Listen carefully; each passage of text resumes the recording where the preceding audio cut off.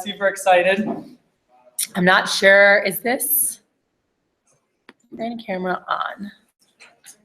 Let's see if this works. Oh, beautiful. All right, so many have asked about Brazil. It was incredible. It's Brazil. And it's the Olympics. Like, how can it be bad? Unless I was dead, then it'd be bad. But it's like, be safe. Like, no, I'm gonna go crazy and be reckless. Like, I'm gonna go walk in random dark alleys. Like, of course I'm gonna be as safe as I can be. But it was a phenomenal time. And as I was over there, I was thinking a lot. I got a chance to meet up actually with Mark Bullard, who's one of the DVMs, and one of the DMs from his division, Evan. They also went over to the Olympics. They went to the basketball gold medal match. They went to the closing ceremony, so we did that Sunday. We had a chance to go to dinner that night.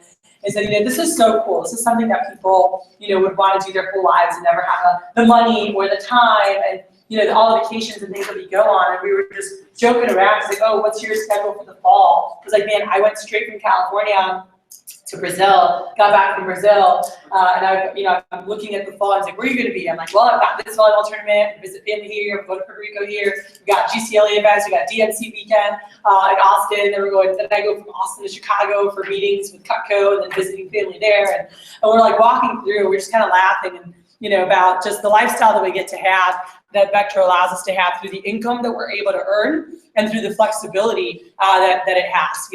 Lauren, if you'd like to please sign in, everybody sign in. So it's really neat to be able to work for a company that allows you to do that. And I think about when I told some friends of mine, like, hey, do you want to go to the Olympics? And they're like, I can't do that last minute, and even for Evan and Mark, he was talking about, he's like, we literally decided like a couple weeks ago, we're like, dude, you want to go to the Olympics? Let's go to the Olympics. It like falls perfect with the calendar, so everyone's like, let's just go. And we were laughing about like, so did you plan this last minute? I said, I planned it in April, but I love that we can do like those last minute type trips where my sister has to plan stuff out way in advance. She only gets 2 weeks paid vacation all year, and that's most jobs, by the way. Most jobs, it's like 2 weeks paid vacation. But you can't even take off. If you were like, oh, it's okay if I don't get paid, and you took off 1 week a month, every month, you wouldn't have a job in most places, but having an opportunity to be your own, like be a business owner, and even other business owners. Like I know like my friend's dad has his optical practice, and phenomenal, doctor down in Miami. And even, for him, like they'll travel, they do things, but he's like, I can't go away. He's like, your lifestyle's nuts. He's like, I can't go away that much because my patients need me. So even though I own my own practice, and I can do what I want, like I still need to be here to perform surgeries and, do things. I can't just be gone all the time because like they're counting on me. And if I want my practice to keep growing or stay open, I need to be in town, And I thought about that, as I was away. I'm like, man, I feel just so blessed that for so many years, because friends of mine are like, man, you travel so much, you do so much. And I was just laughing like, I do. I'm like, it's pretty awesome.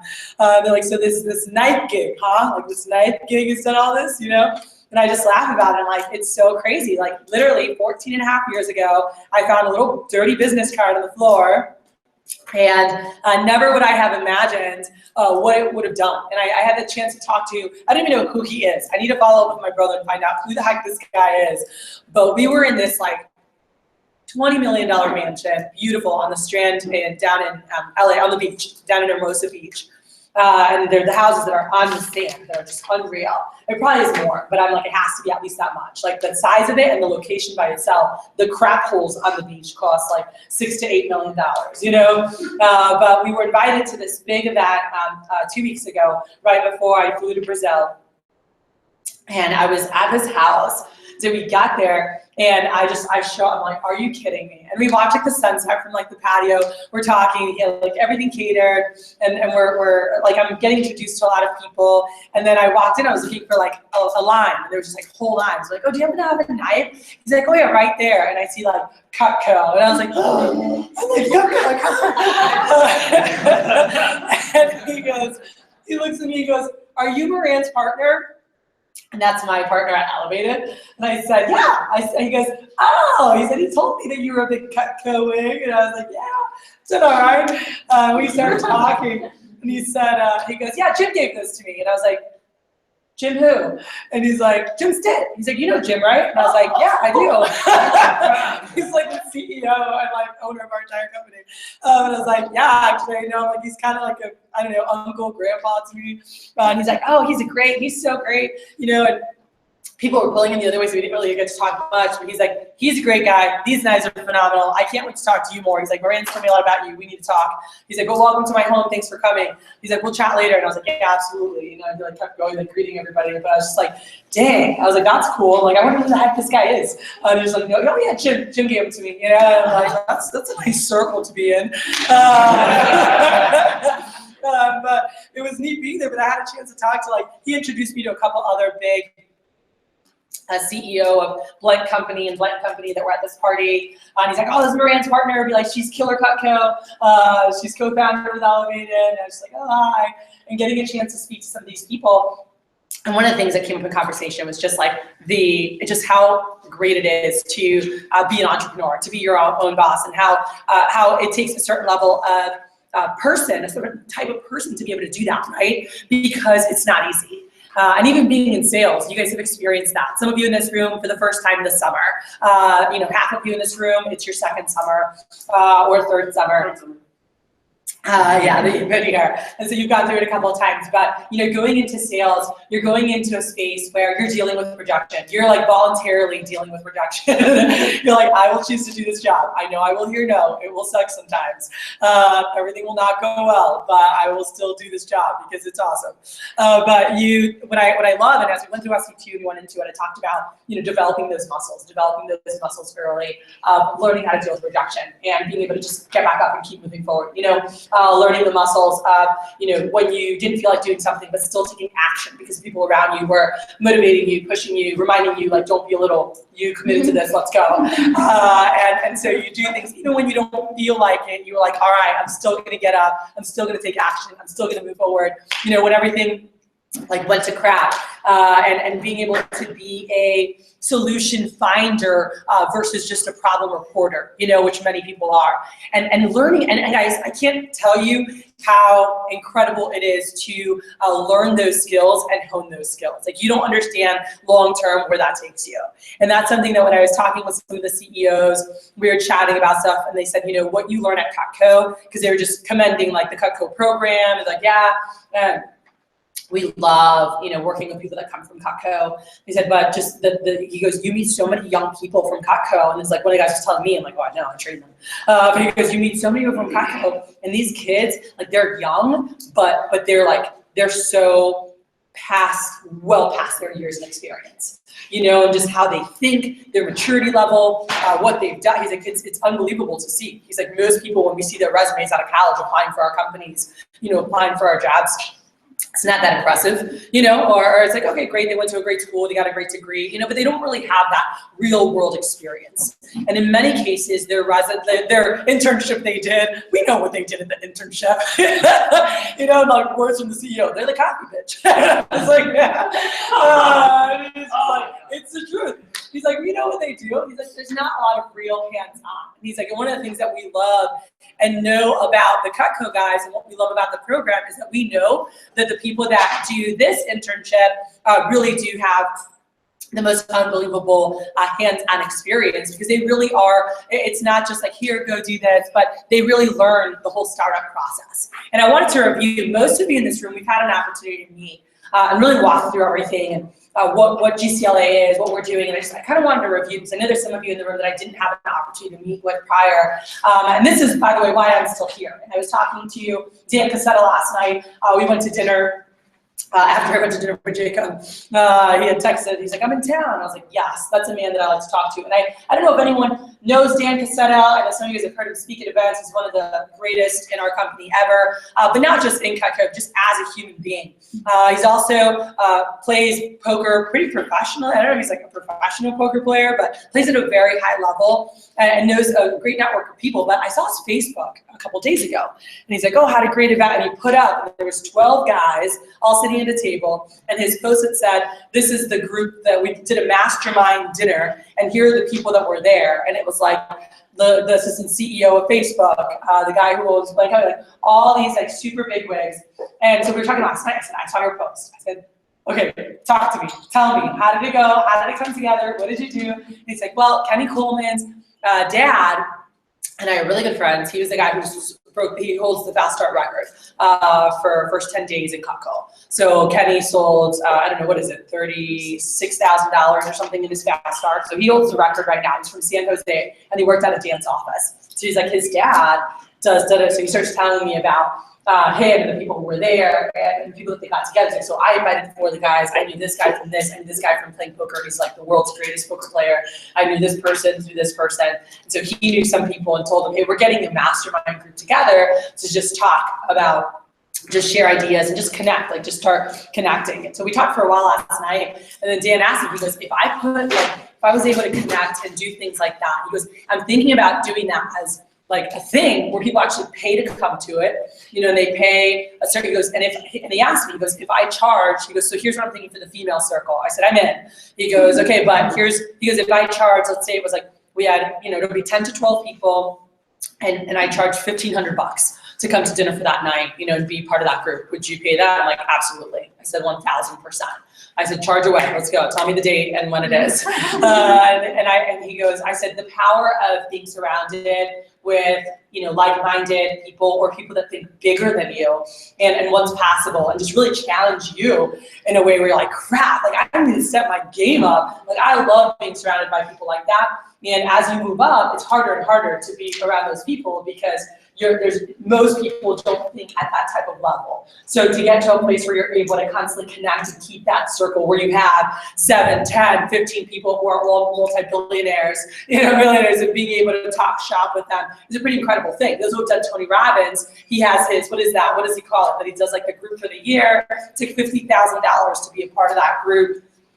I don't know what it is, but the whole objective is that these people pay money and they travel together, they do things together, and it's a lot of very well-to-do people who spend 50 grand for the year to be a part of this group to go on like 4 vacations together, you know, and just be together. But they're huge, you know, CEOs, founders, owners of all sorts of different companies. And Tony just gets them together, you know, and get a chance for them to meet in a room where they would not have met any other way because we're busy, we have our stuff, and we're not going to take time for some random person. But when another friend who's super successful says, hey, I've got this person come in, I've got this person coming to this dinner, dude, we'd love to have you. Like, oh, hell yeah. Like, that's something I'd be excited to be a part of. And I think about the connections we make through this company. You know, Dan and I were talking about that last night. It's like, you know, I don't know that our kids understand, and that's you guys, but like the power of working in a sales company and getting a chance to network. You know, when you guys are getting recommendations, you know, are you asking for people that you want to meet, as successful as possible? You know, like, are you getting into those circles and meeting those people younger and finding out those top engineers and those top doctors and those top whatever in your field that you want to go into, and asking, hey, who do you know who works at blank company, or is the head of blank, or is the CEO of an oil and gas, or is this, and asking for those people and starting to get, you know, interwoven with them and starting to connect with those people young. That's something that I was very blessed early on to be able to start doing. And I met a lot of incredible people. I had job offers for over a decade where they're offering me $300,000, $400,000 a year to come work as their head of X, Y, or Z. And like, I love what I do. Like, and I make a lot of money here. So like, I'd be like, what's your number? You gotta have a number. You know, and someone last night's like, well, now you're gonna be making like millions and billions, you know, with your other company. I said, I don't know that I'll ever leave Cutco. I was like, unless they fire me. I was like, I love Cutco. I love what we do. I'm like, I wouldn't voluntarily leave. I said, babies. If I had like a lot of babies and like my person's not running it properly, like I might have to resign. I said, but as long as I could pay somebody a salary, and I'll pay an assistant 50 grand, 60 grand a year to help me run the division if I have like a bunch of kids I gotta take care of, you know, like real kids, you know. I was like, so when that time comes, I said, then that could be a possibility, you know. But I love what we do, and I love what we teach, and I love how we get a chance to, for me, impact really the world at a young age, because you guys are the future leaders. Like, you are our future America. You know, when one of the guys who was at this meeting, I forgot what title he has with Facebook, and then now the COO of Facebook is a female. She'll be in the female mastermind group. but he is there. He actually sold Cutco like 10 years ago for Dan.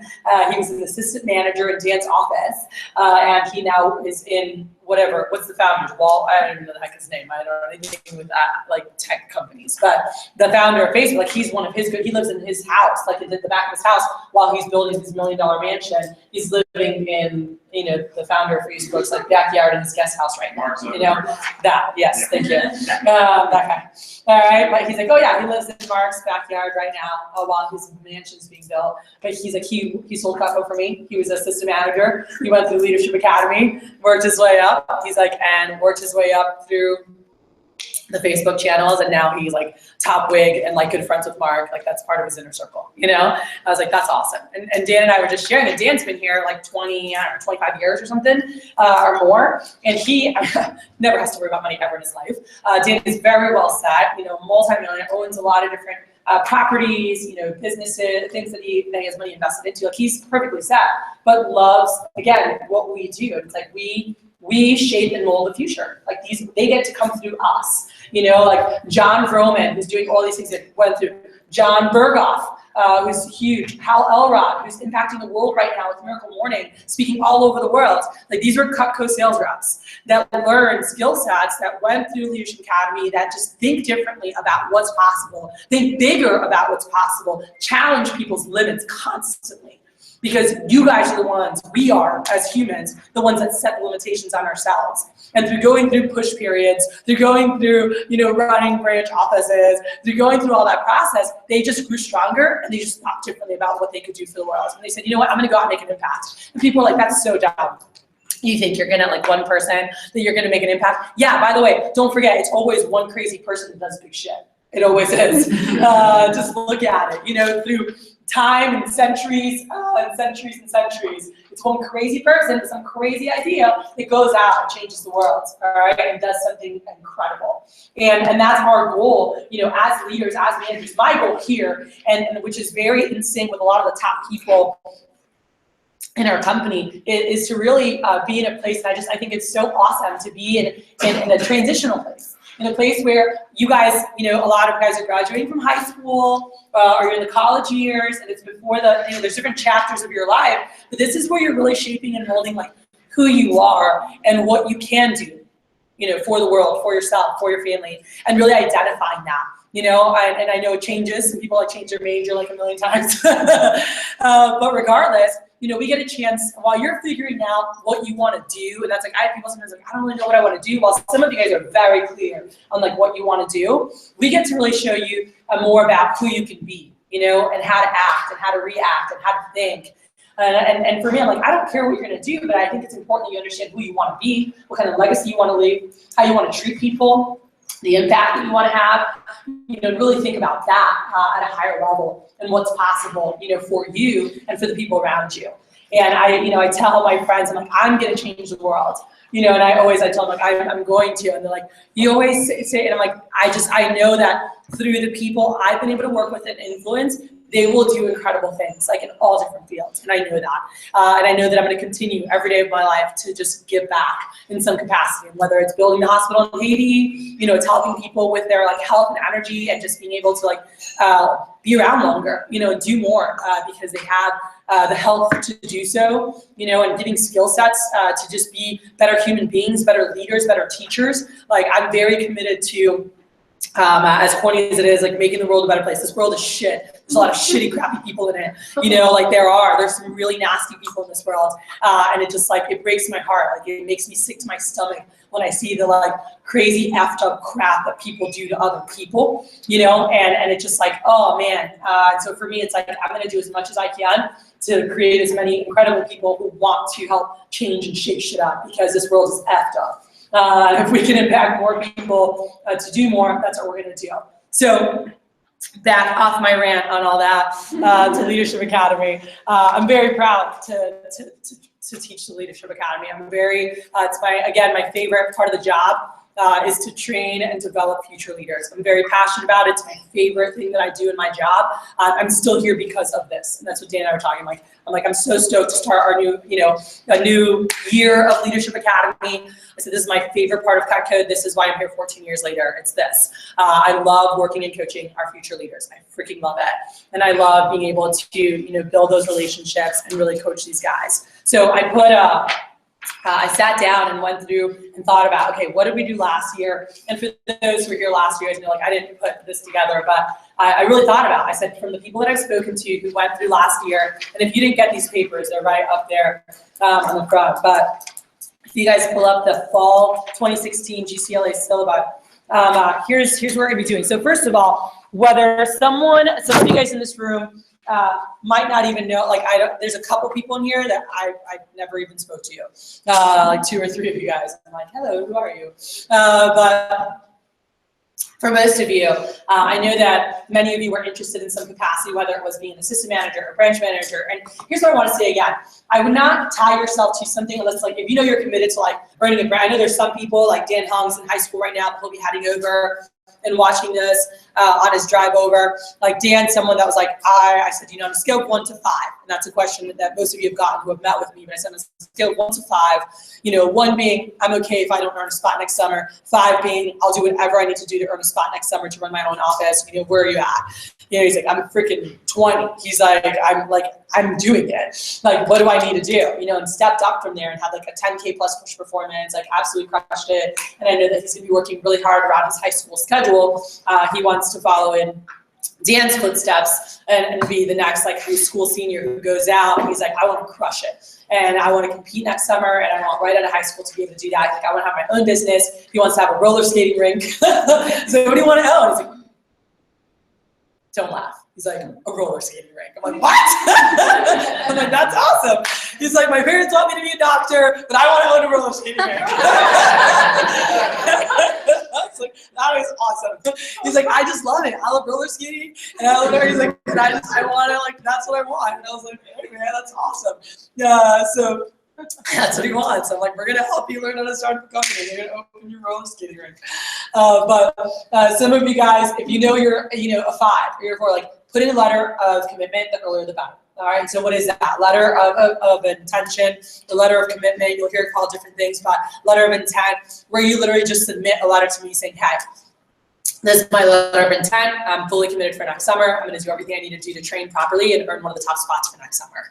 So as soon as you guys know, hey, I am a 5, I am in, I want a spot for next summer. Obviously, we're limited on the amount of spots we have. So we have about 50 very, very strong candidates, and there'll be 15 to 20 people that will get a spot to run an office next summer. So, when you know, hey, that's something that I want, and don't take yourself as somebody who's like, oh, well, I probably won't get it, so I just won't even try. Don't take yourself out of the game. Here's what I'll tell you. If we've got more strong candidates, and if we have people who are like, Lloyd, I know we only have 15 spots or 20 spots, but I have 30 unbelievable people who will kick everyone's ass that's here right now that you're going to meet later today here in the Southwest region. My guys will kick all their asses. So what are we going to do? I know that we'll be able to get more spots. I know also we can export. I know we have positions down in the Virgin Islands and in Puerto Rico, that we need help filling. So for people who speak Spanish and want to go down there and help, I used to help run that. I was the assistant division manager down there. I know that there's some places up in the Northeast, other places where they have more openings and they don't have as many strong candidates in their leadership academies. They might have 10 good people, So they, something that Lloyd and I talked about is for Drew and I remember we were together last night, and Dan said, he goes, it's crazy, but the company counts on the 2 of you. He was with Drew, Frank, and I. And he said the company counts on you guys and the development that comes from you guys, the people that you guys coach and work with. Without you two, we'd be in some serious trouble. And I started laughing, you guys would be just fine. But the fact is, we develop a lot of strong leaders. Top sales performers, top managers. So.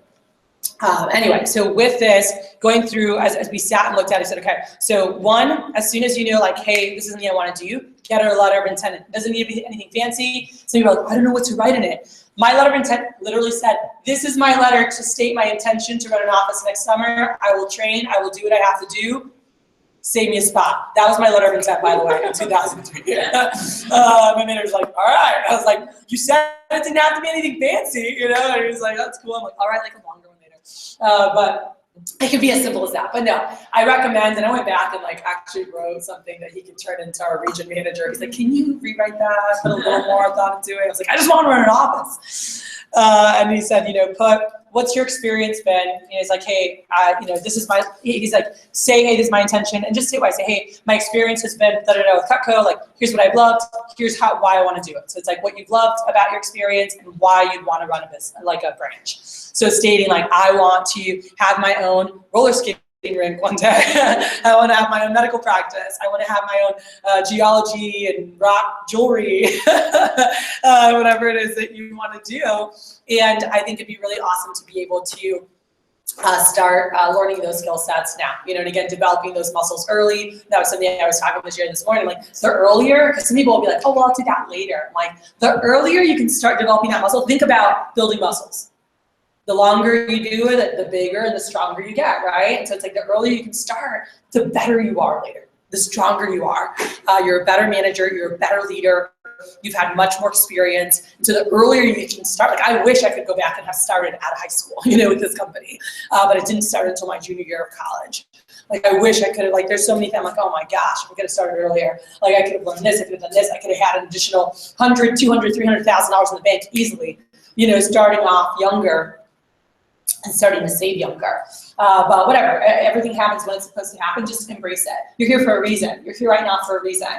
Don't let that slip away. That's something that I would definitely say. So for the training process, we all have the same training process. Whether someone's trained to be an assistant, trained to be a branch, like what we're going through is the same. Those who have been through GCLA before, we will have breakouts, we will have things that are going to be very specific to those people. But sometimes, and you'll see we'll go through, it's stuff that we all need to do anyway and get really great at. But I've structured it in a way to really support everyone. Those going through second time, College Station is going to be leading. They're going to sit down next week. I'm sitting down with Cody this weekend. But the guys who are at CSTAT, we're going to sit down together. And anyone who wants to live stream in, who's ran a branch already, who wants to give feedback, to talk about what do we want to work on a weekly basis, to have like 30 minutes of just discussing and working on stuff.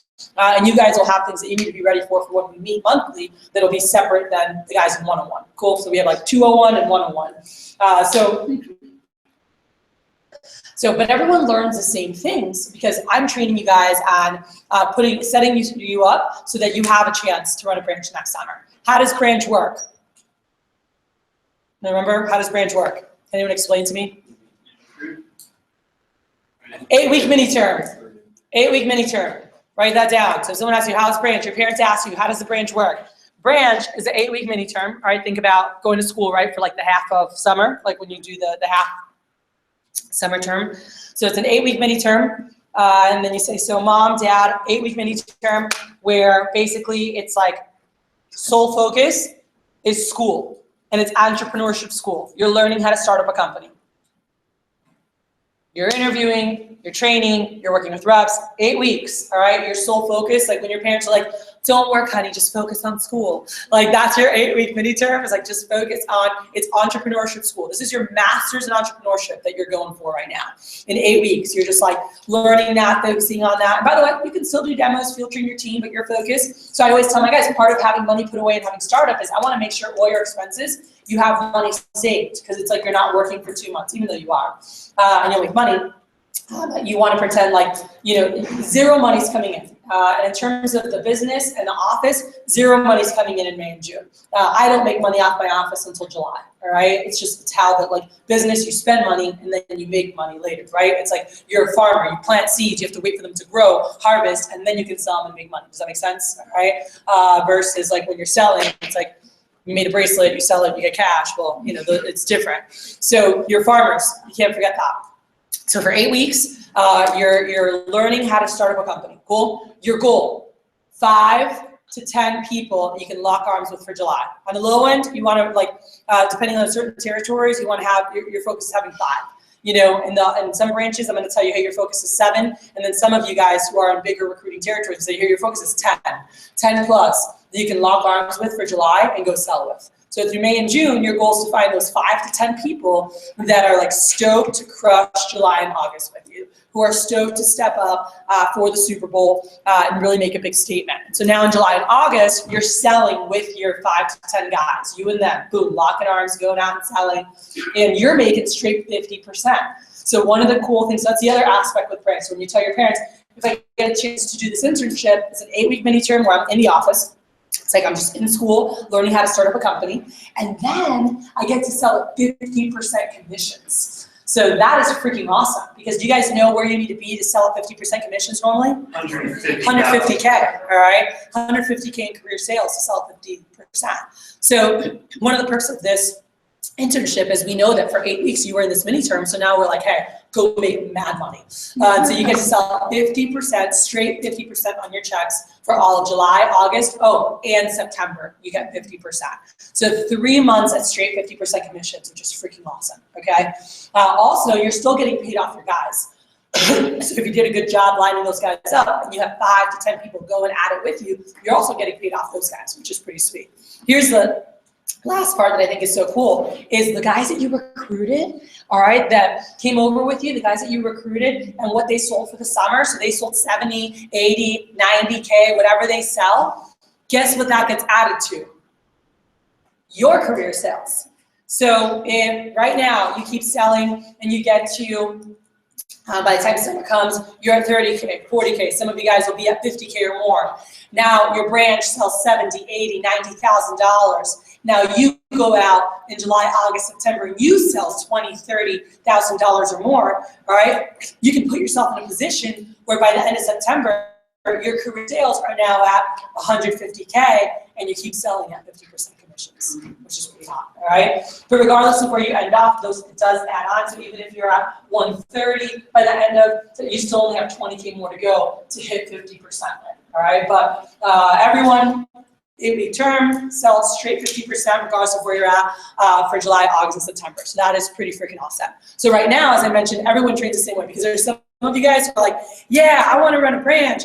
And like, come November, the managers and I will sit down and we'll be like, I don't know that we feel comfortable giving this person money and trusting them with $8,000. Like, I don't think we're going to do that with this person.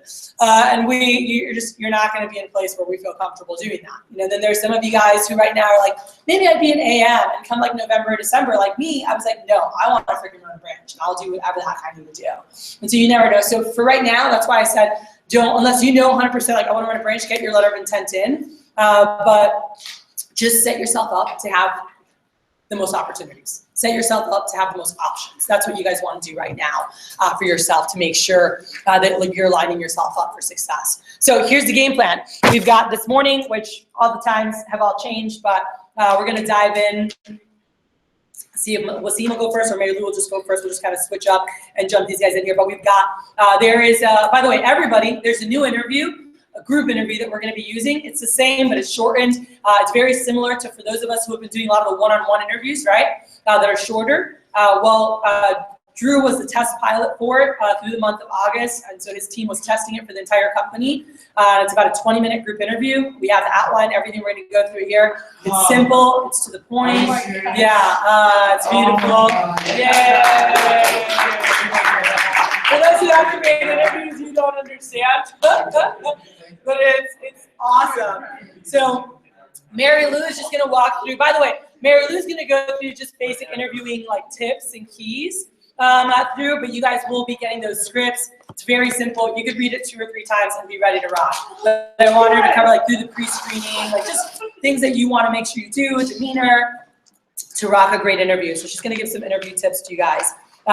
Cody or myself will walk through campus domination and just execution. So we've got some documents for you guys there. We've got Wasim is going to go over some PR stuff. I know you guys already have some of the approaches that we're going to walk through. Eric will give some finance tips, and then Jordan, birthday boy tomorrow, going to wrap us up. All right. So excited for our morning.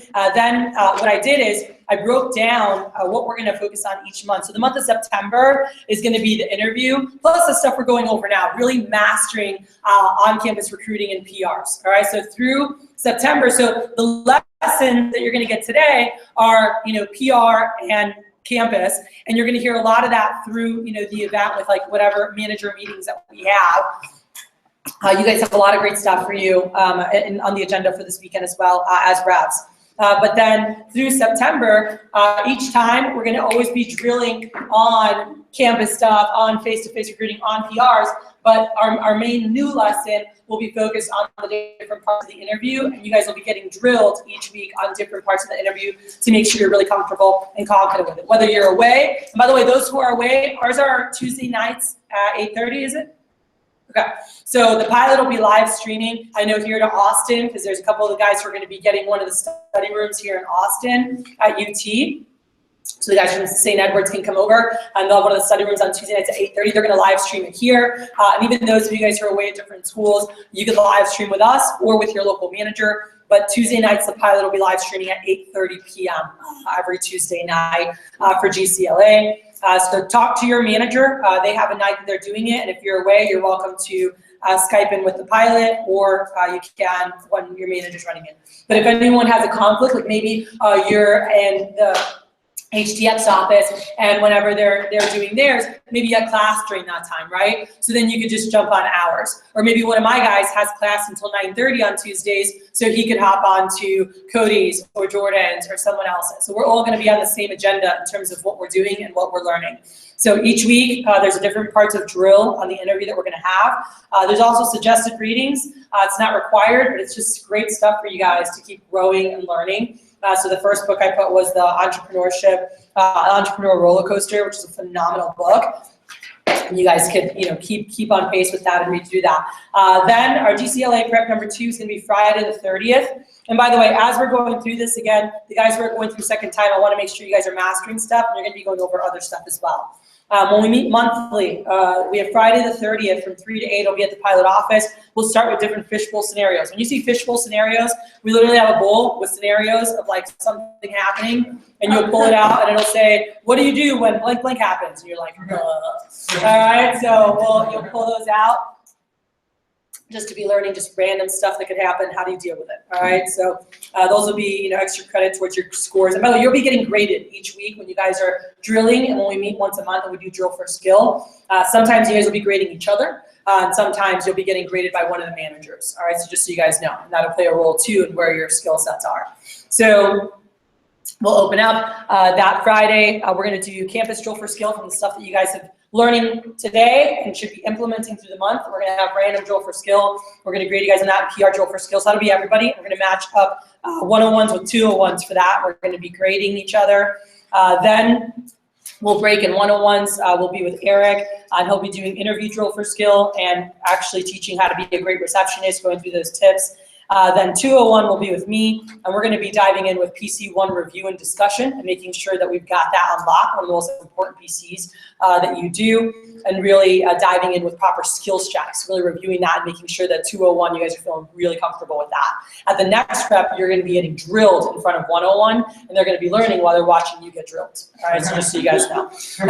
So everyone will come all together. We'll do financial fitness. I'll wrap it up, and then Gentry, you're wrapping that one up. I don't know if you saw that. All right, so read your syllabus. All right, then October, training focus, training, day 1 of training. So each week, there'll be a different part that we're going through, plus at prep number 3, I'll finish up the last portions of it. But just, we're gonna be drilling on each of those parts, making sure you guys are really comfortable with the training. I recommend reading 1 Minute Manager. Some of you guys have read these already. There's a laundry list of books, of other books you guys can read, but these are just really good management books to have under your belt. So when we meet for Friday the 21st, 3 to 8 will be in the Galleria office. We will do fishbowl scenarios, PC1 and skills checks for 201. 101 will take notes. Day 1, tips and role play training list, MAC talk schedule walkthrough. We're all going to do that together. 1 minute manager discussion, financial fitness, and then standings so far, and then we'll wrap up. Then in November, you'll see there's a day 2 training focus. All right, now we have the first weekend, there's the Olean. So some of you guys will have an opportunity to come with us to Olean. That will not be everybody. And the others, you guys will be working on stuff back home. We're gonna do a day 2 full review. So we'll be live streaming from Olean. So we'll let you guys know. I have to find out the exact time, day that'll happen that weekend. But we'll be live streaming either Friday or Saturday from Olean. and we'll give you guys a time so you can watch that, those who aren't there with us. November 7th, that week, in your preps, you're going to be discussing Jan program plan. The 14th week, we're going to do drill on sample kits and QPRs from day 2. Then prep number 4 is actually Saturday, November 19th. So we're going to do a Thanksgiving dinner, so we'll have prep. We're going to go through the rest of day 2, and then we're going to have a Thanksgiving, like I think we're going to do a potluck and just tell all the parents, all the family, like everybody bring a dish and be able to do something together. So I have to figure out where we're going to do that. So I'll finalize that. And then November 28th week, we'll do the final sections of the training. Then in December, obviously we go into finals, right, for those who are students. So you're in finals weeks. So study, January program advertising. We're going to be preparing for the push period that's happening during the holiday break.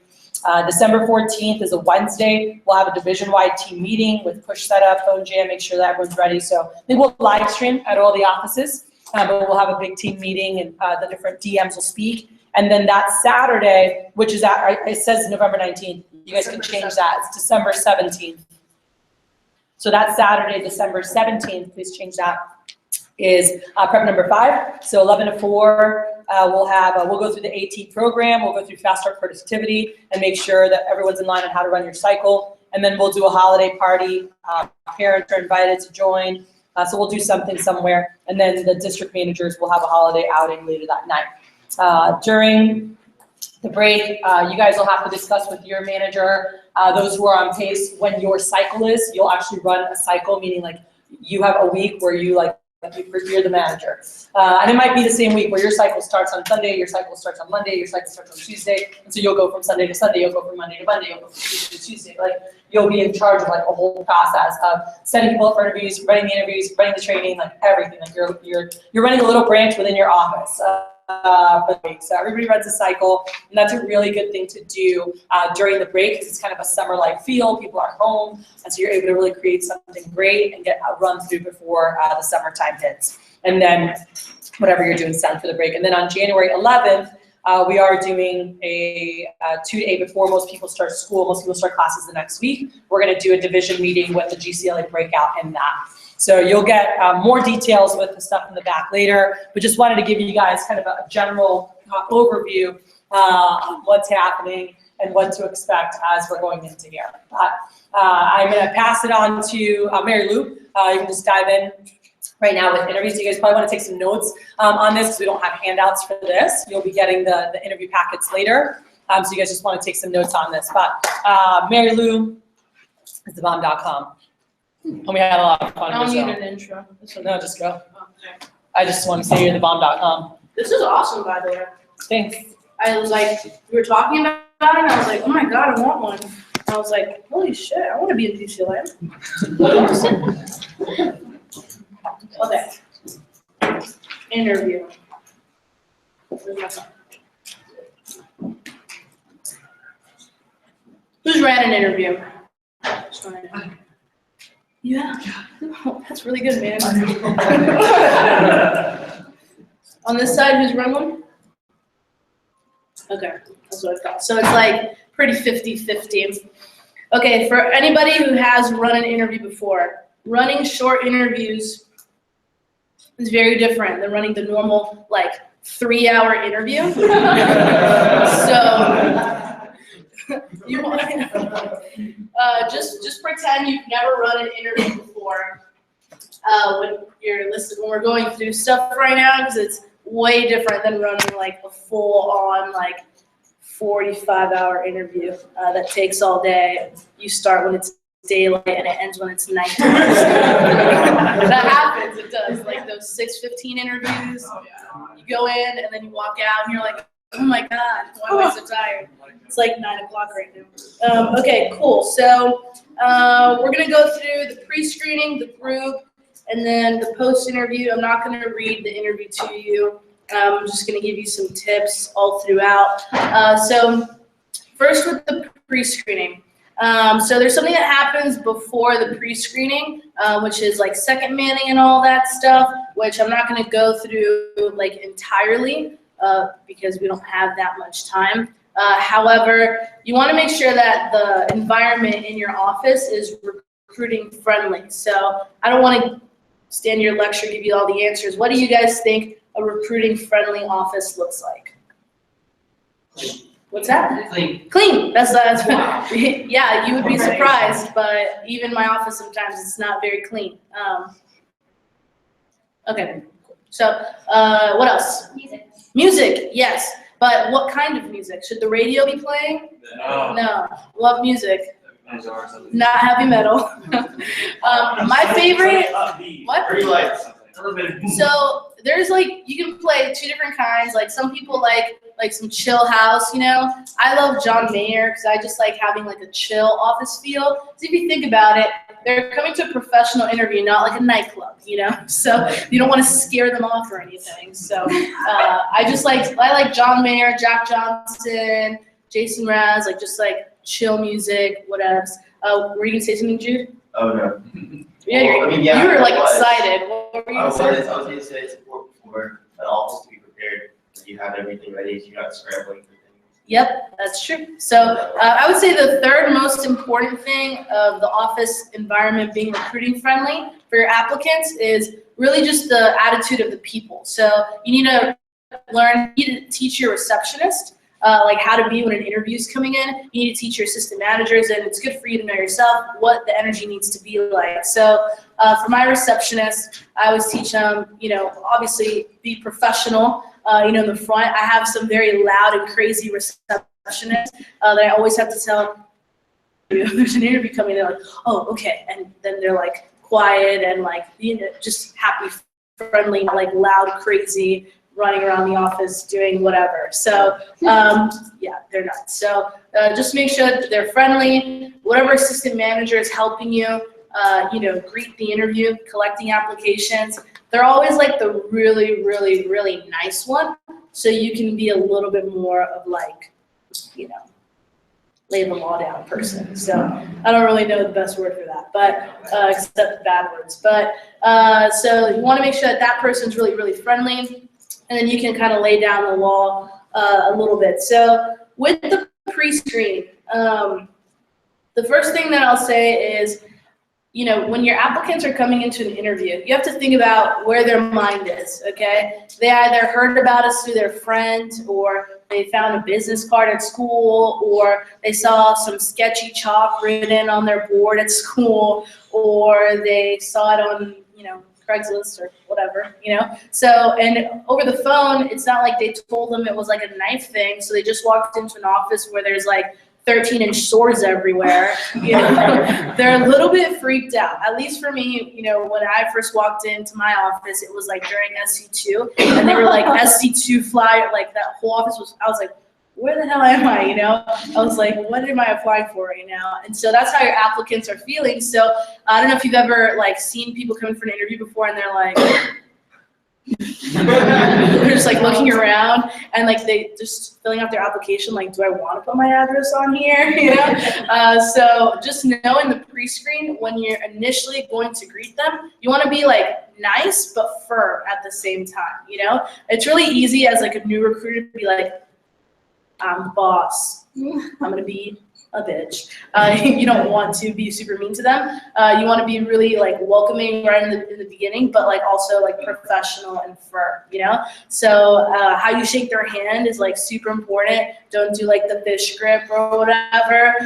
Just like a nice like strong handshake. Like if there's like some jerk guy, there's like a lot of psychology in like how you shake someone's hand. So if you go like this, it's like very welcoming. So normally if it's like a guy to a girl, you go like that. And that's good to pick up chicks too, by the way. You go like that, not like this or like that, because it's like just too hardcore. If there's like a jerk guy and you're like a shorter girl, you go like that because it's like, I got the power, I'm the boss. If it's girl to girl, it's like that. It's like, this is like the happy medium. But anyway, you just want to be very welcoming and inviting to them in the pre-screen. And the feel you want to give them in the interview is not like, I'm so hungry and thirsty for recruits, but it's like, I've got an awesome team and like, you want to be a part of it and I like you, this might work out.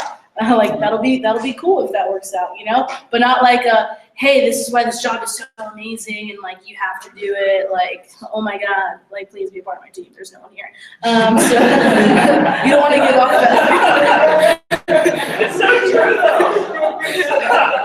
I remember being a new DM and like I never branched, I just went DM. And like my first interview ever, I had like these like really good kids, and I remember giving that feel off. And after I finished the interview, I was like, I sound desperate. Like this is not Tinder or anything here. So just be chill, be calm. But the pre-screen, all you're doing is getting to know them and making them feel comfortable. So you're not and remember, it is like actually an interview. I remember being newer and like, oh, this is like a fun game I'm playing, like recruiting. I asked this list of questions, and to me, I was like, I wonder who's gonna give me the funniest answer. And so I used to love interviewing like not so amazing people. So you see all kinds of random crap. It was hilarious. But you need to realize you are actually interviewing them. So be engaged in the conversation the same way you're like building rapport with Ms. Jones. The more personable you can make it, the better. So in the pre-screen, it has like a list of questions that you ask, like, how'd you hear about the job? What are you looking for in a job? Use those as suggestions for questions, but not so much as like bullet points that you're hitting. Because that's not like a natural flow of conversation.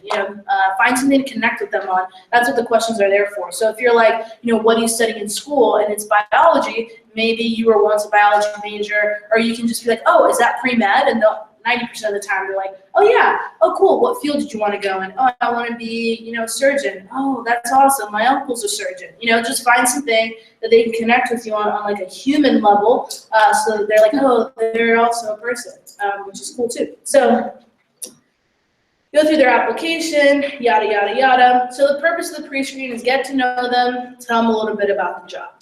That's it. You don't have to complicate it. Some people overcomplicate and are like, let me get the words down verbatim. Just know your objective. Like my old vision manager used to say, like, learn the music, if you just like speak the lyrics, like this just sounds really weird, versus if you at least play the music, like that sounds pretty nice too. So learn the music of the pre-screen. And with the group interview, like for those that have run interviews, like this is so amazing. It's 20 minutes. For those of you that have never run an interview, you're going to feel like it's super long, but just remember that there was a time where an interview took like 60 minutes on its own, like in the group section. Not including the pre and Yeah, post. personality. Yeah. If you're Matt Con, the group section takes you 2 hours. But okay, so the group interview breaks down pretty easily. So the pre-screen, just to review, you want to be friendly but firm, building rapport with them, and just making them feel comfortable, and giving them some facts about the job. The group interview, you're just telling them the job and asking a lot of questions. So that's the number one reason why somebody might not take the group interview seriously is because you're not asking enough questions, so they don't actually feel like they're being interviewed, okay? So you want them to fight for the job a little bit. So there's a couple of different things that I do in the interview to set this up, properly, because we all know as managers, like, we don't turn very many people away in Vector. Like, my criteria is, like, if they smell, like, really bad, I'm just kidding, no, sometimes. But,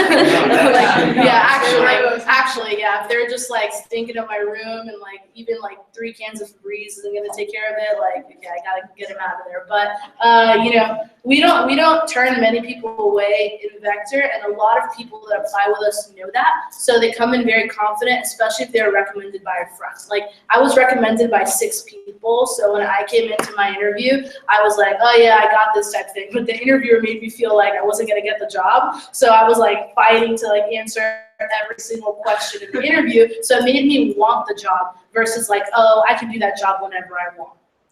And you might have friends that even tell you that, like, well, you're still working there, so I can just work there whenever. And it's like, no, come in now. So this is how you make them want the job. So when you first walk into the group, when you're done pre-screening people, it's really important how you make yourself known in the room. So what I always do is like, just walk in with like a straight face, like you're not so friendly anymore. Turn the music off and just set your stuff up quietly and let them kind of simmer. in the room as they watch you. So like I walk in, this is like my interview. I get all my stuff together and they're just watching me. I like line up all my papers and applications. I make sure I have everyone's name down, and then I finally look up and then, you know, seat everybody. I've seen some people that they walk into the group and they're just like, all right guys, just pull up to the desk here and let's roll. You know, you don't want to do that. You want to seat them because it's kind of like just showing a little bit of power, you know, and that way they respect you and they listen to you.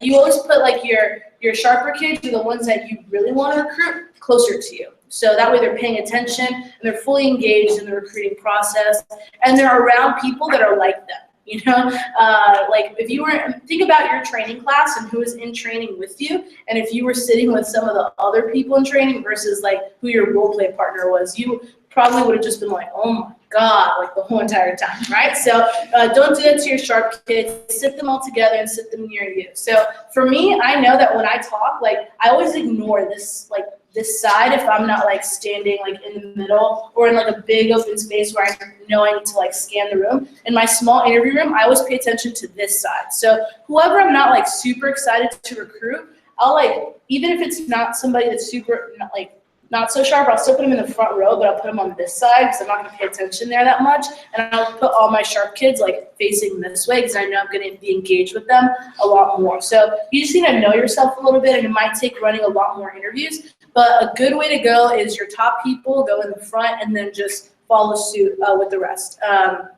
So that's how you would seat them, and there's a huge power in learning names, by the way. Get really good at that. The easiest way to do it is when you have there's two ways. So if you're the one collecting the applications, as soon as you collect it, look at the person, write down what they're wearing, you know? So like if I were to pick up Zyla's application, be like, okay, wavy hair, you know, white shirt, whatever. Joe's application would be like mustache, light blue polo, whatever, you know? And then that's how I'll associate them. And then in the actual pre-screen, I try and say their name as many times as I possibly can so that I learn it. So when we go to the group, I don't have to like look at their application and be like, Joe, light blue polo, and then go scan him and find him and then call his name. I just see him. I'm like, Joe, bring your chair up over here. This person, this person, this person, over here, because then it shows that you're actually paying attention. So, and it helps you gain control of the room. So that's pretty much how you get it all set up. Now, the one thing I will say you want to memorize ASAP is in the beginning of the group interview, there's like a little introduction. And so you want to memorize that or a version of that as soon as you possibly can.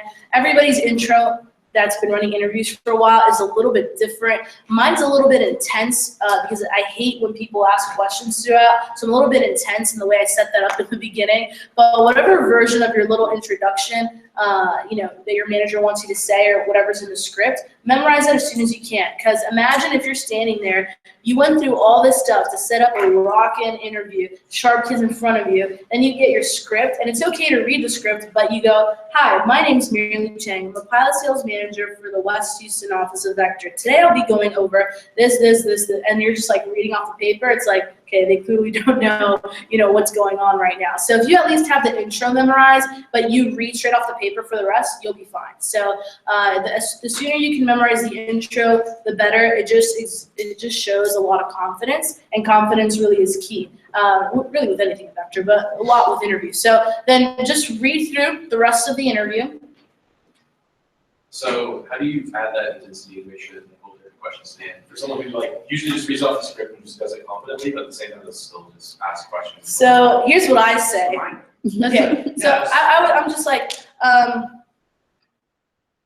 this section of the interview, I'm sure you have a ton of questions. I'm 100% confident I'm going to answer all of your questions by the end of this interview. So if you do have questions, I encourage you just to jot them down. In this section, I'm going to be the one asking the questions. So if you have any later, you can ask at that time. And then they're like, well, I mean, it works. Like, nobody ever asks me anything. Like, and if they do, everybody else just looks at them like, shh, this guy. And if they ask me a question, this is what I do. I'm just like, moving on. And I just keep going, and they just feel so dumb. And that might be a little intense, and I can get away with it because I'm 5 foot and a girl, you know? But if you're 6 foot and a guy with a deep ass voice, you can't really get away with that. You just need to smile, answer it, and be like, you just need to go, well, here's the answer, and by the way, as I said in the beginning, just hold your questions till the end. And just smile it off, because you know you're naturally more intimidating, whereas I might not be, just physically, you know. So that's for the group interview, just how you set it up in the beginning, and then all throughout the interview. In here, it has like questions within it. But the more questions you can ask all throughout, the better. Call some of your kids out if they're like a little bit disengaged. So if Tevin is like wandering off, I'll be like, hey, and Tevin, I'm gonna put you on the spot here real quick. So what do you notice with the numbers over time? There's a lot of what? Growth, right? Exactly. And you never want to say like, good job, buddy, or you're not their teacher, you're not handing out gold stars or stickers or giving them A+ on the report card. Whenever they get a question right, it's always just like, sure. Okay. Anything else? It's almost like, all right, that's okay. It's like, that wasn't the best answer, but is there anyone else with a good answer out there? So you never want to like give them the win. I always just kind of make them sweat a little bit. So even if their answer was like dead on with my script, I'm just like, okay, sure. And anyway, and I just keep rolling, okay? With the post, there's a script for it. The Drew Frank one, which is the one that I'm pretty sure we're all using. It has how to accept different applicants. My biggest key and tip for you with the post is not so much of how you accept them, but how you set them up after you accept them. So when you're doing training times and stuff like that, you want to confirm that they can make training like at least 3 times. So I always tell them like training is going to be, Friday from 2 p.m. to 9 p.m. and Saturday from 9 a.m. to 5 p.m. As I asked you previously in the pre-screen, so a little pro tip, preface this in the pre, you said you'd be able to make those times, right? Okay, great. In the pre-screen, I always tell them like, hey, I noticed you had class, Fridays at 1.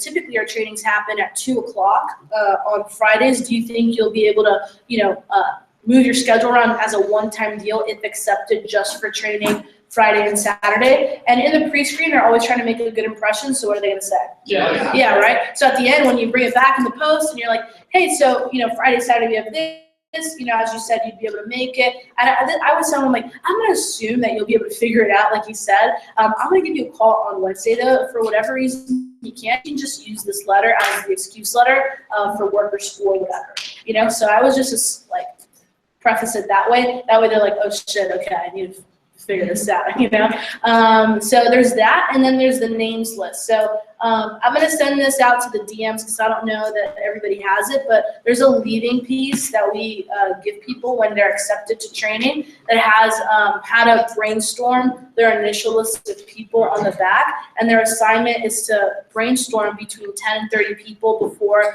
they come into training. Have any of you seen this paper besides those in the pilot? You used it? Anybody else use it?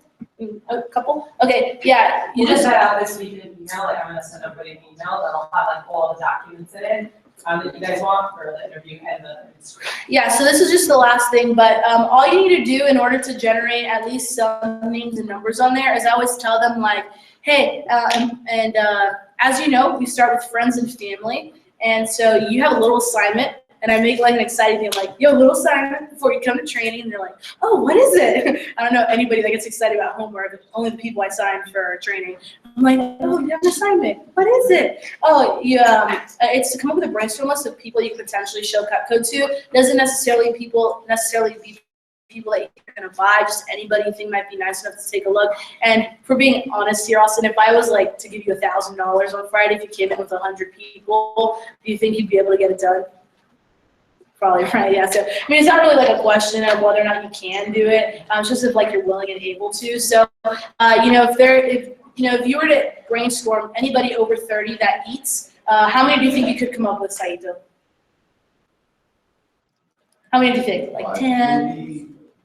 Like 20? Cool. Well, hey, I'm not going to hold you to that number, so I'm not going to like kill you if you don't come in with 20, but let's work hard. Some of our top people will come in with like 50 plus. But, just work as hard as you can, okay? So name, number, you don't have to contact them because I'll teach you how to do that in training. If you have any questions, here's my personal cell phone number, and then I circle it and give it to them, and high five, smile. And you always want to give them business cards when they leave the interview. So if you don't do that, you definitely should start doing it with like the low recruiting that happens in the fall and spring. So after I shake their hand and I'm like, oh, welcome to the team, I'm like, hey, by the way, I'd be so excited to have more Joes on the team. So here, take a couple business cards. If you have any friends at all that say they're broke or like need work, or you just think would freaking rock this, just give them a business card, tell them that you recommended them, and I'll get them set up for an interview. I can't guarantee them a job, but I can guarantee that I'll at least meet them for an interview. So that's pretty much it. So pre-screen, just friendly, firm, group interview. Make sure you set it up the right way and ask a lot of questions. The post, follow the script, give them the leaving piece. Make sure you give them business cards, and just be firm but friendly, follow the scripts, and that's pretty much it. Running interviews isn't hard. It's just a lot of fun and reading and learning. But that's it. Okay, Kat, I'm done.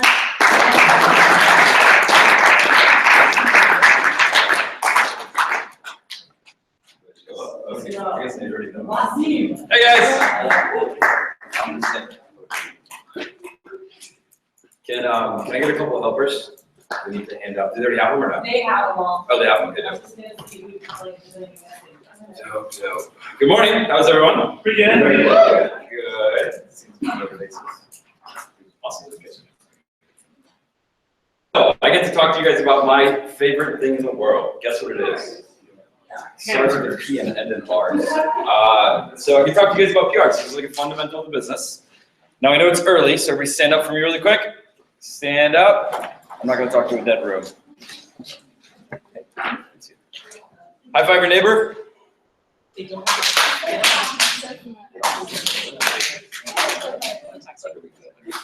Stretch it out. Take a couple deep breaths. By the way, who did not get the 4 papers when you walked in you're supposed to grab? Okay. Does anybody not have PR scripts? Make sure you have a PR script.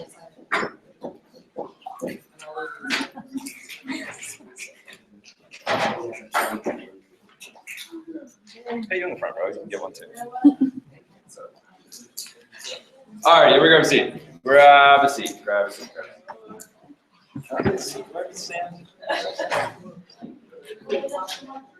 It's really hard to sit without talking. Who else did not pick up your papers?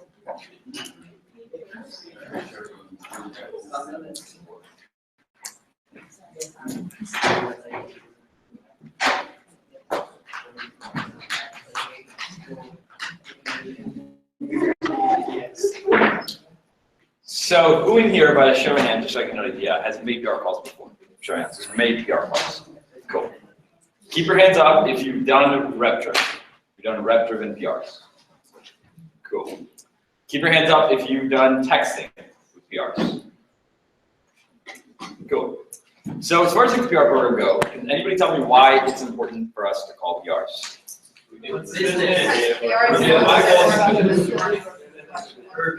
Cool. Who's a PR in this room? Show your hands. Raise your hand real high if you heard about the job throughout the PR program. This room would look very, very different if this, we didn't have the PR program, right? They'll do this again during the conference and they'll be like, who are the job PR program? And you'll see like the whole room raise their hand, right? Why is the PR program important? Well, think about it this way. PRs they're your money max. So it's like if you're doing demos, right? And you want to focus on the most qualified customers, well, that's what PRs really are as a manager. It makes your team more exciting. So I'm going to give you guys 5 basic things of why you need to call PRs. Number 1, it's the most profitable source. So write these down. It's the most profitable source. It costs you 0 money. PRs. 0 in advertising, 0 money. By the way, if you're when you go run an office, what's exciting in the beginning is that if you do this program really well along with campus, you'll save a lot of your startup and you'll be able to spend it on the areas that you want to spend it, and you'll be a lot more comfortable financially as well. Number 2 reason, team. When I say that, I don't just mean like a bunch of people in a room. It creates like a culture. It creates a team. It creates a unity because everybody already knows each other, So it's a lot more comfortable for people to work on. So number 1 was what? Growth profit. Number 2 is what? Creativity. Number 3, Creates culture. Creates a culture of recruiting. Creates a culture of active recruiting. Excuse me, active recruiting. There's something called passive recruiting and active recruiting. Passive recruiting is essentially when you're just sitting in your office and people are calling in and you're answering the phones and you're scheduling them for interviews. PR is obviously you're actively going out and getting them, right? Fourth reason, sales volume. Sales volume. PR sell more. And you guys like, why? Yeah, their friends sold, so they're like, I'm gonna. Who in here came to training and was like, I'm gonna kill this shit because my friend sold blind. I was, you know, it's just like that's. Grady's like, and Grady, what do you got for the summer? 44.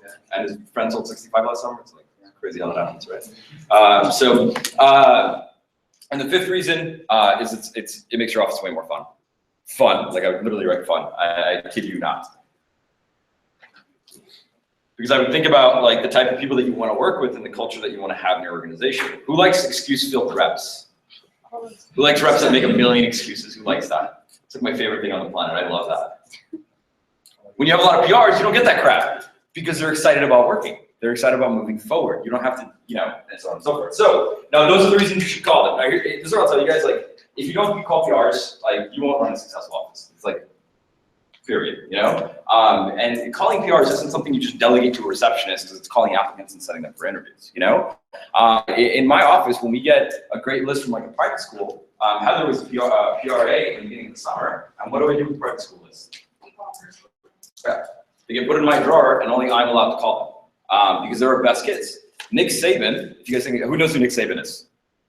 Arguably the greatest. Nick Saban is a football coach for Alabama. For you guys who don't know, he's arguably the greatest, one of the greatest football coaches in the history of the NCAA. Not because he teaches them trick plays, but because he goes out and finds the best kids possible. Do you guys think Nick Saban would delegate going getting his starting quarterback for next season to one of his assistants? No. It'd be crazy, right, to give it to like a receptionist or to give an assistant. And that's why it's so important for you guys to do this personally, because this will drive the business the most. Would you let a receptionist in your office call your recommendations from a customer who just bought a kitchen?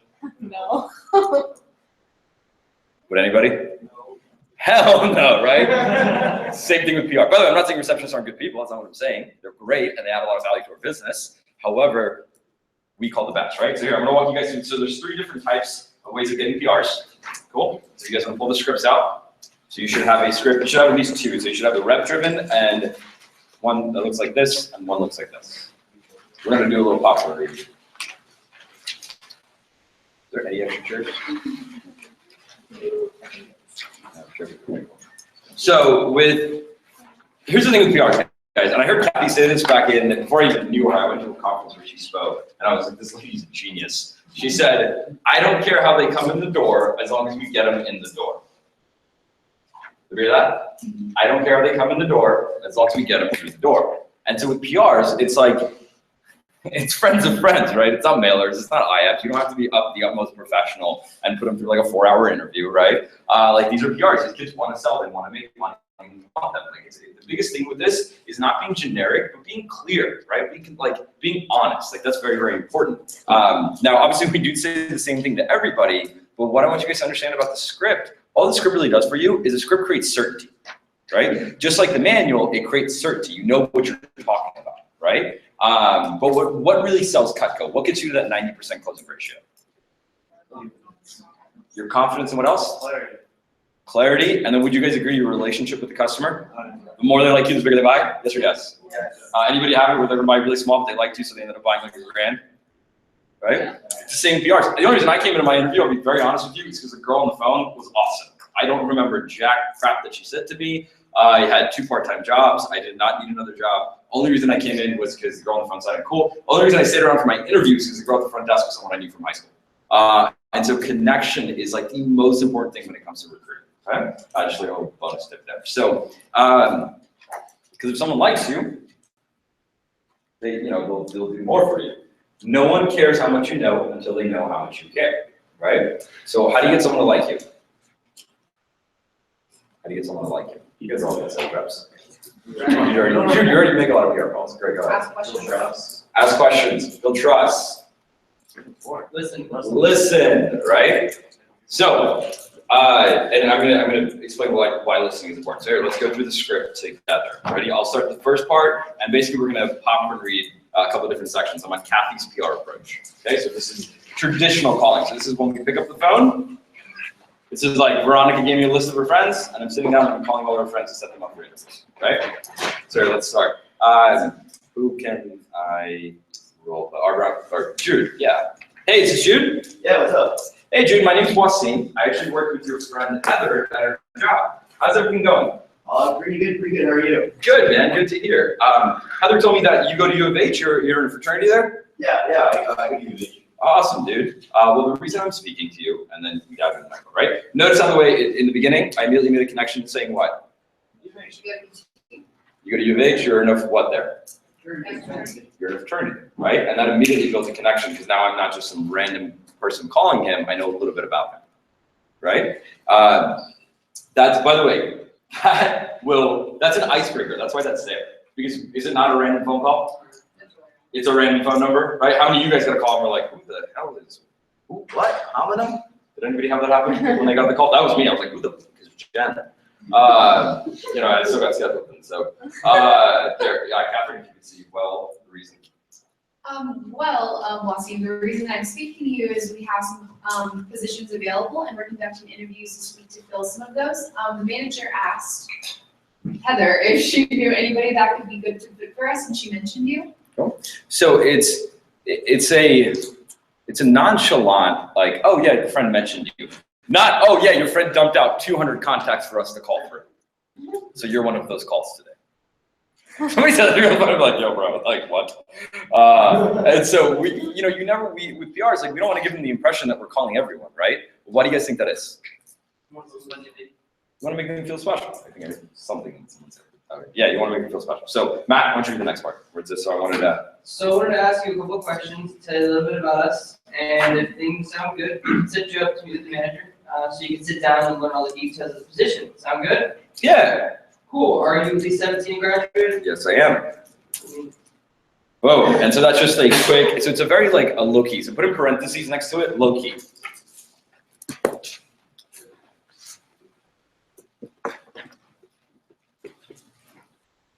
The less commitment there is, and the more laid back you are, the more chance they're gonna come in.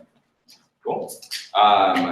So we go into the questions. So I asked them, so now this part, this is where you really connect. So if you guys can write next to it, build connection. This is like build rapport. Now guys, and by the way, if you haven't noticed this, PR calling is just like phone time. This is literally just like calling your customers, and this is how you get really, really good at phone time as well. This is how I used to suck at phone time. On my first all-day call day, SC2 my first summer, I made 300 phone calls. Jordan's on the road. I made 300 phone calls and I booked 3 appointments. What? I talked to a lot of people. I got a lot of no's. Like, yeah. So I remember sitting down with Jordan and being like, dude, I really need to fix this, or I'm gonna quit. And Jordan was like, well, there's one thing you can do to get better. You can sit down with the receptionist and they call applicants. And I was like, why would I do that? That sounds terrible.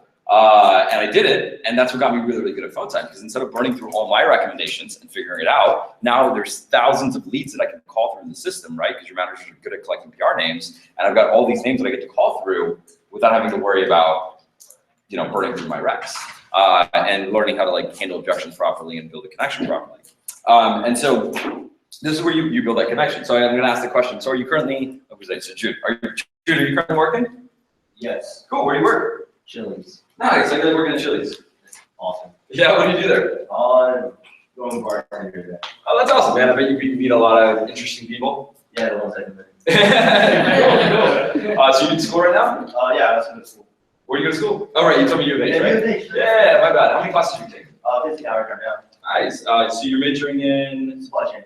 Supply chain, cool. That's interesting. How many credits do you have left to graduate? 30. 30, nice, man. Well, congratulations. The reason I asked is if you're selected, we have really flexible schedules, and the company awards scholarships for school, and we even have students earn college credit while working with us. So that right there, I built a connection with them again, right? Reaffirmed that connection, and then I gave them a little bit of a, gave them a little bit of a carrot, if that makes sense. Like college credit, right? Scholarship, weigh that out. Guys, the money and stuff over the phone is crazy, just so you know. Like, if you don't have a lot of PRs, it's probably because you talk to your friends too much about how much money you make. I'll be very honest with you. It sounds too good to be true. It's crazy. You sell knives and you make thousands of dollars. That's insane.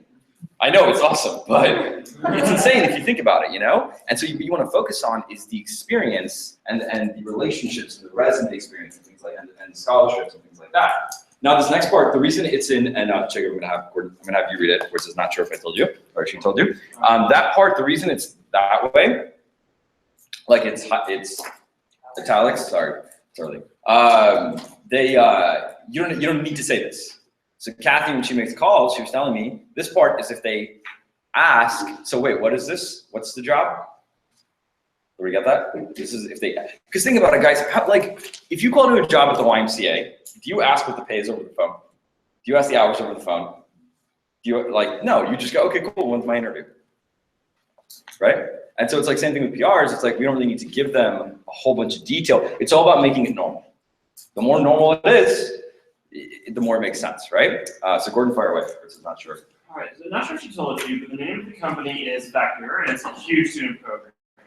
We're with colleges nationwide, and the company's been around since 1981. The position you would be interviewing for is entry-level customer work with flexible schedules and a base pay of $16, which is not based on sales.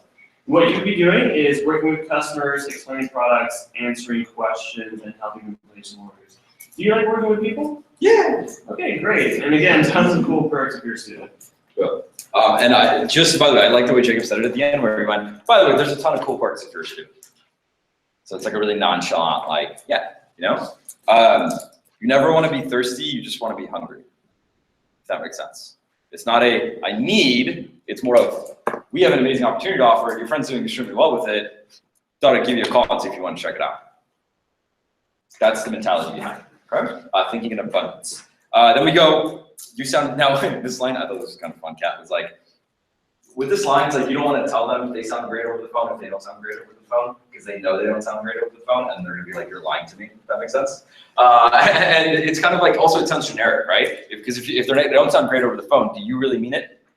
No. And kids they're not stupid, right? And so it's like, we don't want to sound generic either, but if they do sound great, obviously we let them know. Austin, if you could read that for us. Sure. We sound great over the phone. But what I'd like to do is invite you in for an interview. That way we can get to know you better and see if you qualify to work with us. Also, so you can check us out and make sure the job will be a good fit for you as well. Can you walk me through your school schedule the next couple of days and we'll see if we can make something work? No. You guys see it says, can you walk me through your school schedule the next couple of days? Why do you guys think that's important? Urgency. Right there, can you say that again? Urgency. Urgency. With your demos, do you schedule them a week out or like the next 48 hours? 48 hours. Guess what the deal with PRs is too? 48 hours. Cool. I almost no-showed my interview. I said 5 days ahead. Like during the fire all his RAs. Train them better. I'm just kidding. No, yeah, I was set 5 days out, and everybody had told me, by the way, not to go to my interview. I had heard from like 9, 10 different people not to go.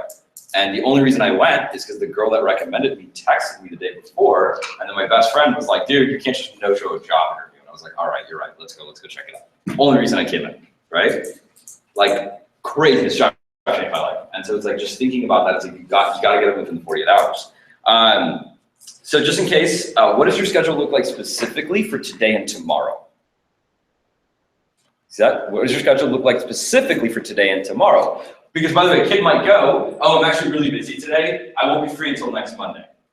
What they're thinking in their head is I am in class until 1 o'clock or 2 o'clock, and they probably don't run interviews after 2, so I'm busy until Monday, and then Monday morning I can probably, or Saturday morning I can meet with them, right? Vector's a little different, right? We oriented towards students, and so our interviews are in the evenings, and so they don't even know that. It's just like when your customer goes, I don't want to buy a set, and they've only seen a homemaker, and then they buy a galley, right? Yeah. Because they just think that the homemaker is the only set. Same thing with PRs. When they say I can't come in for an interview, it's because they think the interviews are in the morning. Okay, so that's why you want to get their specific schedule. After I get their specific schedule, fire away from yours. That's good news. All right, good news. I'd like to go open at 3 o'clock with Mary Lou that I could squeeze in with you. Sounds like it would be a good time based on both of the schedules, right? Yeah. Great. Do you have a pen and paper here to jot some information in the interview? Yeah, give me a second. Okay, cool, I'm ready. All right. Get zip code, You wanna read email, confirm. Okay. Stop right there. All right. Good job. Zip code. And so, it's kind of so I got their schedule, right? So if I was to go, so Jude, what's your schedule look like for today and tomorrow? My class till 1:30. To go over some errands. I'll do anything at 4 or 6. Okay, so you're free after 4 o'clock? Okay, awesome. Well, let me check my manager's schedule and see where, ready? This is the money line. Let me check my manager's schedule and see where I can get you squeezed in. And then you do the paper. My RA see me do this and they think I'm a space cadet, but it works every time. I do it. No, that's great. So the paper shuffle makes it sound like you're flipping through what? Application. Good news, Jude, it looks like I've got a time that I can actually just squeeze into with Mr. Raymond at 3:15. Does that work for you? Yes. You see how it's like, it's making that interview time sound important, not just throwing the time, right? It's giving the time. Why is it important to give the time importance? So you're They remember, what else? So they actually come in instead of like, oh, they're going through a whole bunch of people, or they don't really need that many people. It actually creates like the sort of urgency that like, okay, like this is actually something that seems really cool. Rejection breeds obsession. From Tony Robbins. Rejection breeds obsession. And so what that means is pushaways and those little plugins, those things create more intrigue, right? And you know, there should always be a mystery. It should be like a movie trailer, if that makes sense. Anybody ever watch a movie trailer where at the end of it, you're like, oh, I don't want to see this movie, I've already seen all of it. That was like Batman versus Superman, I was like, I've seen that, I'm not gonna watch this. It's just like, and so it's with the job as well, if we give them too much information, 3 things happen. Number 1, they already know everything, so they're gonna make a decision when they want, right? Not, I need to go into an interview to learn more about this job to see if it's right for me. Cool? Second thing is it sounds overwhelming and it sounds like it's way too hard to do. Number 3 is it doesn't create the urgency that you need to create, right? And so that's why it's important to give the time importance. Just like when you're talking to Mrs. Jones, you're creating urgency on the phone, right? You're creating this, you know, Mrs. Jones, I need 1 more appointment to hit my goal for the week. It's like, no, you don't. You need like 20, but okay. But it's, you know, but that creates that urgency, right? And so it's the same thing with PRs. Now it says give simple, clear directions and address and the phone number. You know, one of the big reasons, by the way, somebody doesn't show up is because they don't know where they're going. I kid you not, we've had sharp kids get lost, text their friend. Some of your friends have done this. Text their friend and go, I can't make it, never mind. And they don't come in and they don't show up. And then you don't hear from them for like a month because they're embarrassed. That's it. Because if they were late to a job interview at McDonald's or Taco Bell or Kroger or something like that, they would get yelled at for even getting the job from the manager there. Yes or yes? Somebody walks in late to our interviews, what do we do? You're good. Hey dude, nice to meet you. Come on, grab a seat right here. You can start next week, right? It's like, they don't know that yet, right? They don't know how chill of an environment it is. They don't know how comfortable it is. And so you want to be clear with your directions. You want to be concise with your directions. You want them to know exactly where they're going. If you guys can put on there, please, landmarks. In parentheses, put landmarks. Landmarks are huge. This is where it says, give simple, clear directions. So for example, like our office is on NASA at the Space Center, so we always say, hey, we're right, do you know where the Space Center is? Great, we're right across the street from it. I'm like, oh, okay. It also creates credibility, right? So if you're like, you're across from a bank or you're across from a major highway, it's like, it creates credibility. And then you firm them up. Just like a demo, do you firm up your demos?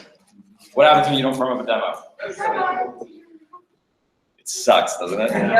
Kill it, what happens when you don't firm up your demos? It sucks, right? PRs, it's the same thing. If you don't firm up your PRs, guess what they do? You don't show. They don't show. Actually, since you're Beast PR callers, it is. If you could read the last paragraph for us. Final move with PR script. Huh? Yeah, that's what I'm going to do. Read it. Let's see, just to check, is that 100% an interview time that you can make? Yeah. I'd hate to tell Jordan to take that time out of his schedule and it not work out because of a simple schedule mismatch. But you're all set, and I might be here when you come in. So go ahead or let Jordan know that you're Susie's friend, and I'm sure things will work out well. Good luck in your interview and have a great day. So I'm just firming them up, letting them know you're gonna be here, right? And giving. Now, what if they go? Now, what if they go? I gotta check with my parents. Bring them. Pop, what do you think? How do you respond? Bring them. So, by the way, if you didn't write that down, write that down. So that's how you solve the parent objection. Oh, I gotta talk to my mom before I go. No, you don't. You go party without asking your mom. You don't need to ask your mom if you're coming to come do a job interview. Don't lie to me. So I just like, bring your mom. I'm like, oh, they can? Yeah, of course. And they don't bring their mom, by the way. Like 1% of kids will bring their mom when they say that. It's like, oh, I thought your parents were, oh, they said it was cool. You didn't even tell them where you were going, did you? It's 3:15 on a Tuesday, they don't care. And so,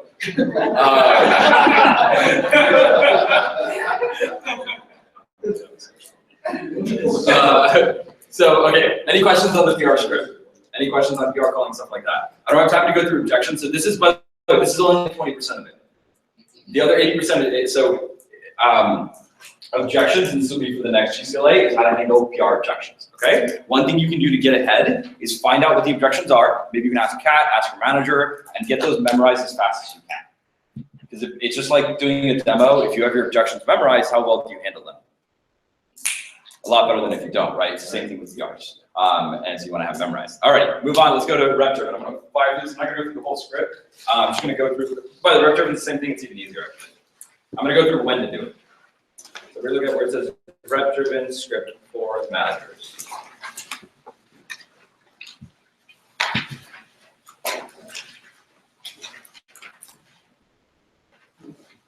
Now, as far as like the rep driven stuff goes, rep driven is not for everyone, right?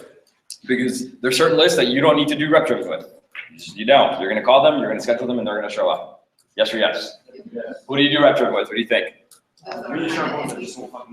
Your top 20%. Write that down. Your top 20%. Everyone's top 20% is different. By the way, this is how we got Catherine in. So Matthew Hoskinson was a kid that was recommended by Alex Chavez. You guys know Alex. And he lived in my territory. And so Matt came in. Matt sold like $1,000. Wasn't like the sharpest kid on the planet, but went to one of my best high schools. So I sat, and I didn't have a team. So I sat down with Matt, and I was like, yo, bro, we gotta build a team. I was like, I hate this office being empty, don't you? And he was like, yeah, I do too. I was like, cool, let's get on the phone. And so we went through, and I said, first you gotta sell him on it. So I sold him on it, why it was big and why it was important. And I'm not gonna go through that right now, but I got him excited about it. But this is the fastest and easiest way to build your business. You can do this as soon as you show up to a territory, and you have nobody. We did this last summer. We showed up to Pasadena, we had no one, we got Cheyenne, we built a new team from there, and then she ran a branch the summer after. And so it's like, you can do this, you get your territory, here, let me give you a couple bonus tips. So you get your territory, you call through all your, every kid that's ever worked in your territory that sold at least $1,000. Mm-hmm. And I know that sounds a little crazy, but hey, you never know. You really never know. And the branch managers in here are like, oh yeah. You get that one kid in, and then you do this with them. This is the most profitable, and this is the fastest way to build your business. So what is rep driven? Who knows what rep driven is? Who hasn't ran an office knows what rep driven is? And has Marissa, go ahead. Can you say so the whole room can hear it? Where the rep actually sits with you while you call it. Yeah, so whose phone do you call them from? They're the rep's phone. The rep's phones. What do you guys think we call from the rep's phone? Their friends will answer. Guess what percentage we actually get a hold of when they dump the list out to us? You guys know the percentage? 15 to 20% of the list is actually what we get a hold of, you know? And so that's why this rep-driven stuff is so important. Now, as you go through rep-driven with your people, it's about keeping them involved through the whole process, right? And so with rep-driven, now when can you do rep-driven? When can you do rep-driven? Yeah, anytime. So can I give you guys like the 3 big times to do it? Give you 3 big times. Number 1, advanced training. Advanced training. Because like think about it, somebody comes in advanced training, they just made $100 over the weekend. You know, they sold $1,000. Now for you guys, it's like, oh, it's just $1,000. But for them, it's like, oh my Lord, I sold $1,000, you know? They come in, they're excited. And so it's a great time to capitalize on that and do rep driven. Second time to do it is PCs. You should never run a PC without doing some sort of rep driven, by the way, like ever. It is a waste, I wouldn't say it's a waste of your time, but you're leaving CPO on the table if you don't spend at least like 10 minutes, make 2 calls, you know? You never know, right? It's just like, if you think about it this way, if on every demo, you ask every customer, hey, could you call at least 5 people for me to see if I can get 1 more demo for the week? That would make on your business. Think about it. So if you did that with 1 rep every week in your business, in your office, think about the impact that can make on your training class. Like no matter what, you know you're gonna have a good training class. That's what the rep-driven program is. We've had weeks where we were like, I looked at my training log and I was like, wow, I do not want to train any of these people. And then I called my top rep and I was like, come to the office, we got work to do. And Joseph's a badass and come to the office and we booked like 20 of his friends. And it's like, it's creating, that's, rep-driven gives you complete control of your business, right? So advanced training, PCs, everybody got that? And then I've played with this and I really like it, conferences. What I mean by, so at conferences, obviously you don't want to like pull them out of the meeting, right? Because we want them to get the value of the meeting. So it's called alley-oop. It's called, sorry, not alley-oop, it's called phone switch. This is just, it's not on the thing, but essentially phone switches, you just take their phone and you can call their friends from their phone. I'm not kidding. I do this all the time. This is very normal. Because I'm not gonna get a hold of these kids and it's like, it's, you know, it's, yeah. So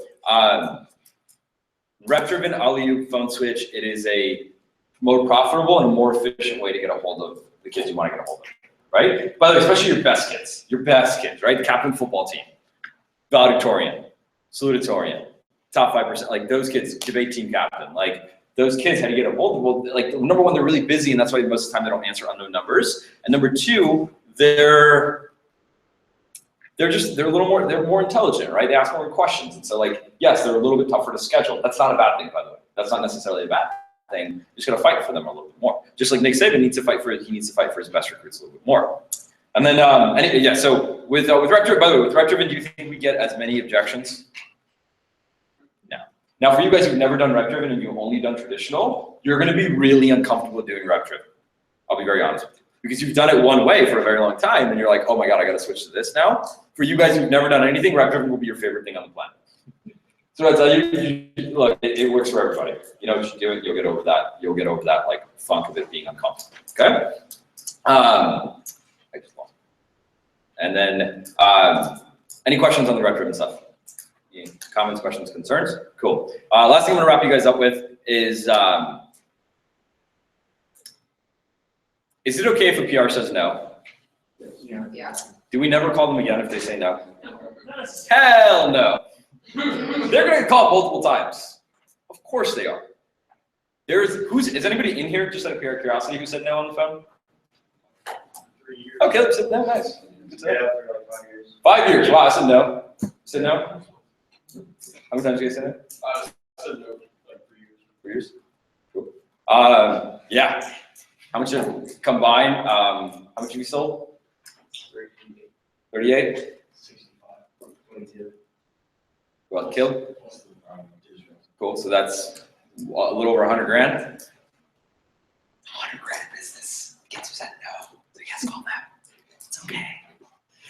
So if they say no, it's fine, right? Because everybody's in different places when they say no. We had a kid, Brian Tassin, we called him 16 times over the course of like 3 months. He came in and he sold it 12K in his fast start, 18K for the campaign, 25K in the summer, and nailed his dream job because of his vector resume. Kid who had never worked a day in his life, and that's why he always said no. And then I got real with him. I was like, so yeah, it was 16 for him, right?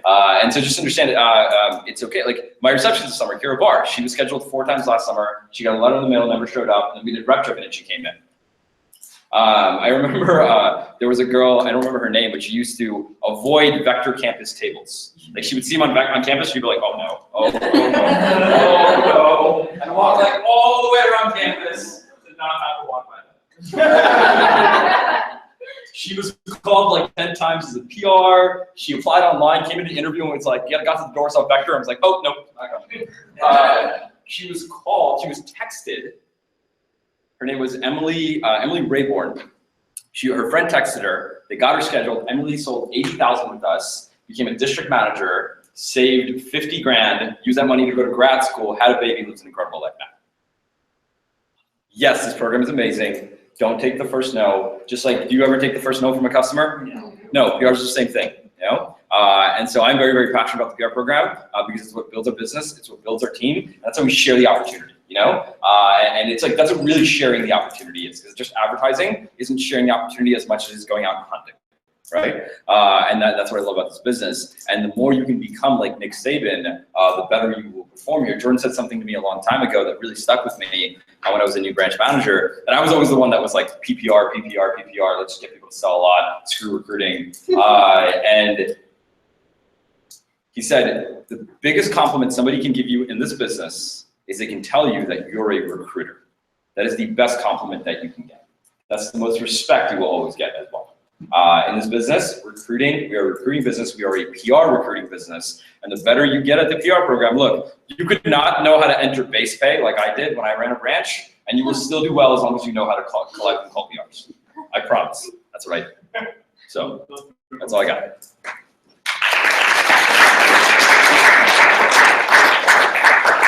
By the way, during the conference, you're going to be hearing different talks. Well, the managers are going to be this fall and pilot on PRs. You might see different approaches. I really want us using this approach. The approaches really don't matter, but it's what I've been using for years, and it's proven to work very well. We've dominated the company, my office and PR business since like 2007. So I really want to, it's very simple, but it comes down to all you're doing is you're connecting with them while you're calling, building rapport with them, right? And then just giving them the goods of, hey, we have scholarships, we have this, we have that. And then you're finding a time. It's like, hey, you sound awesome, I definitely would love to meet you. And just setting them up. So you guys are gonna be putting this into action over the course of the next weeks. This will be part of weekly GCLA prep as well, but I want you guys actually doing it. I know for second-time branches, how we talked about, if you're really serious, sitting down one day a week and just setting 10 PRs, like set 10 PRs. Don't stop until you finish setting 10 PRs, you know, and you can get that done in a couple hours. It can take longer, but just one day a week. You know, for you guys, everyone else in GCLA, every week, can you one day, and you can do it over the course of the week, or when it's up to you, you don't have to do it at one sitting, but I recommend in one sitting because it starts building that muscle. 6 PRs set per week. It doesn't take very long to do that, but just sit down and set 6 PRs. If you can get in the habit of doing that, especially in just one sitting, like my goal whenever I'm working, and even in the summer, in May, it was I want to set 5 PRs per day minimum. Like that was my number, was 5 PRs per day minimum that I scheduled on the days that I was in, which was 5 days, you know, a week in the office or 6 days a week. I wanted to schedule that. And then sometimes I set my minimum per week was 20, my goal was 30 personally around whatever I had going on. And some days I just did it on Sunday where I said 30 on Sunday, you know, I said 20 or 25, just all on Sunday. And I just sat and just did it all and knocked it out because the week was going to be really crazy. But that's where we get our best fits from. So thank you to Wasim for going through that. We're going to go through real quick campus. I'm going to be talking actually to the managers about this. I asked Mary Lou to walk through real quick. And because this we're going to be executing immediately. You know, like some of you guys already started with campus last week. The rest of our schools start this Monday. And so this is so important that we are on, ready to rock for campus and back to school in all of our territories, because we get a very short window of back to school, very short window that we want to capitalize on. You know, where we're going to get the biggest response to our advertising, to our tables, to everything. So I'm going to pass out some documents while she dives in. We can start with the face-to-face approach if you want, because they would have that one. While I pass on the other ones, so we'll just talk about that. They didn't pick them up? I thought they picked them up. They don't have these two. Oh, okay, well, I wanted to start with maximizing campus. All right, so it's coming. Yeah. Here, you guys don't have this.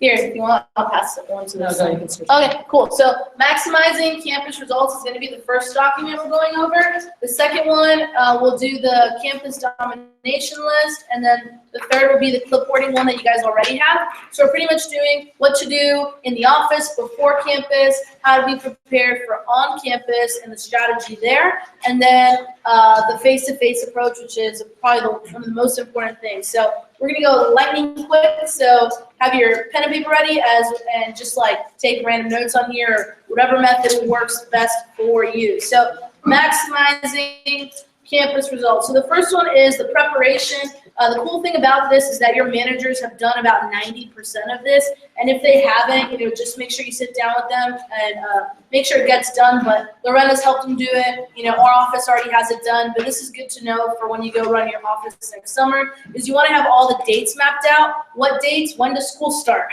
Are there any college fairs in those first coming weeks? There usually are a lot of different events happening that you can go hit up to advertise. By the way, Whether what it's she's like- saying is all on here, so if you Yeah. wanna write notes on here, I would just write notes straight on it, like in terms of what you need.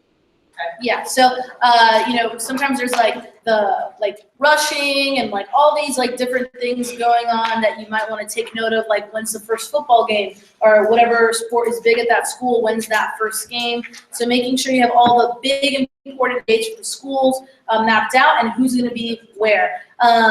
Making sure that you have the campus table set up, which is a completely different topic, so we're not going to go over that, but your manager should have campuses already set up. Make sure you have your approaches reviewed, leaders memorized.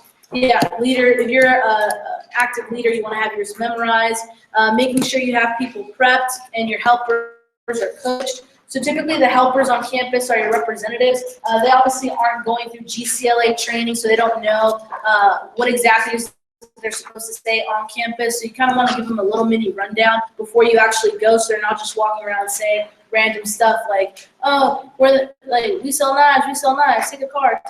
Like, that's not the approach. So just make sure you kind of prep them because they say all kinds of random stuff. Sources and vector life for proper tracking, that's important. Just make sure you talk to Lorena. She pretty much takes care of that for all of us, so that's good. Signups for help at team meeting. This is huge. Campus could be really fun, but it could also really, really suck. When does it suck? When you're by yourself. So if there's a lot of people with you, it's a ton of fun. So my suggestion is anytime there's going to be reps in the office, workshops, team meeting, always have a sign-up board with the campus days for that week. And in our office, and I'm pretty sure all your managers are on board with this too, is if somebody's not an assistant manager and they're helping on campus, we give them 10 Cutco an hour for helping on campus, and people will rack them up. Get really excited about helping on campus just to get a certain amount of Cutco. I was giving away Cutco bucks in my office the other day for helping sift through applications and set people for interviews. And one of our girls was really excited about winning an ice cream scoop, so she was working 60. She worked bucks. She worked 6 hours in the office that day. That was free help. Or if you're a manager, whatever a third of $60 is, or a third of an ice cream scoop, that's what was basically paid out for her help that day. So it's super profitable as a manager to get free help, quote unquote, from your representative. So get tons of signups. Number 2, here it says on-campus strategy. Make sure you know all the main traffic areas. And if you're going to a new territory, sometimes it takes, knowing somebody that goes to that campus, or literally just walking in that campus and figuring it out the first day and seeing where the main traffic areas are. Major class breaks for that day known. So for some schools on certain days, the classes break at the 50s. Other days it breaks at 45s or 30s. And that's important to know because when classes are on break, you want to make sure you have all the stuff that you're going to be handing out to students with you versus your clipboard. Because if there's a lot of traffic, you're not going to be stopping people and getting their name and number. It's a lot more efficient to just pass out a crap ton of lit, a ton of cards out. So it's important to know the breaks. That way you can also direct people to the main traffic areas during the break. So in Miami, at one of our schools at FIU, we would say that our meeting point was the library, and then whenever the breaks were finished, we would meet up at the library at the GC building, and then during the breaks, everybody knew where they were supposed to be. So if it was at 11:45 and the classes broke at the 50 mark, we were all right, we're gonna go to our main traffic areas. We'd go post up either 5 minutes before classes broke, and then all the kids would start coming out and we just hand stuff. So make sure you have the strategy down. Make sure you know what happens when. So typically the timeline, you want to do the things that don't require bodies there earliest in the morning. So if you have a really big campus like a Texas A&M or something like that, you might want to get there at 6 a.m. And the reason you get there at 6 a.m. is you want to get an expo marker and a piece of chalk, and you want to chalk every single sidewalk and every single whiteboard in the whole school with, part-time, like parttimework.com or whatever the website is for the semester. You want to tag the whole entire school with it, because once there's students on campus, it's a little bit more difficult to sit on a sidewalk and chalk it, or to just walk into a classroom full of people and write on the whiteboard while the teacher's teaching. So that's why you want to get there early. So chalk and whiteboarding happens first, and then you want to be done with that by like 7:50. So you can get the 8 a.m.ers that are walking to class. You want to get them cards, and if they're going at a slow pace, maybe you can clipboard them, which we'll go over at the face-to-face recruiting a little bit later on. And again, make sure people have their assigned stations, they know the break times, and the expectation for the amount of cards passed out in an hour is 200 an hour, which means 5 hours equals 1,000 cards. If you're at a really busy school, you can get this done a lot quicker. At FIU in Miami, we would hand out a box of cards during the break, which is about 1,200 cards in about 30 minutes during that break, because all the kids come out. At A&M, you can pass out a box of cards like walking from here to the door, like it's really not that hard. Yeah, it's super easy to go through literature. And if you're at a smaller school, that's where you're gonna maximize the face-to-face recruiting, which is huge, which we'll go over here in a second. And even University of Houston, like when it gets busy, you can hand out like a crap load of cards, and there's not enough people ever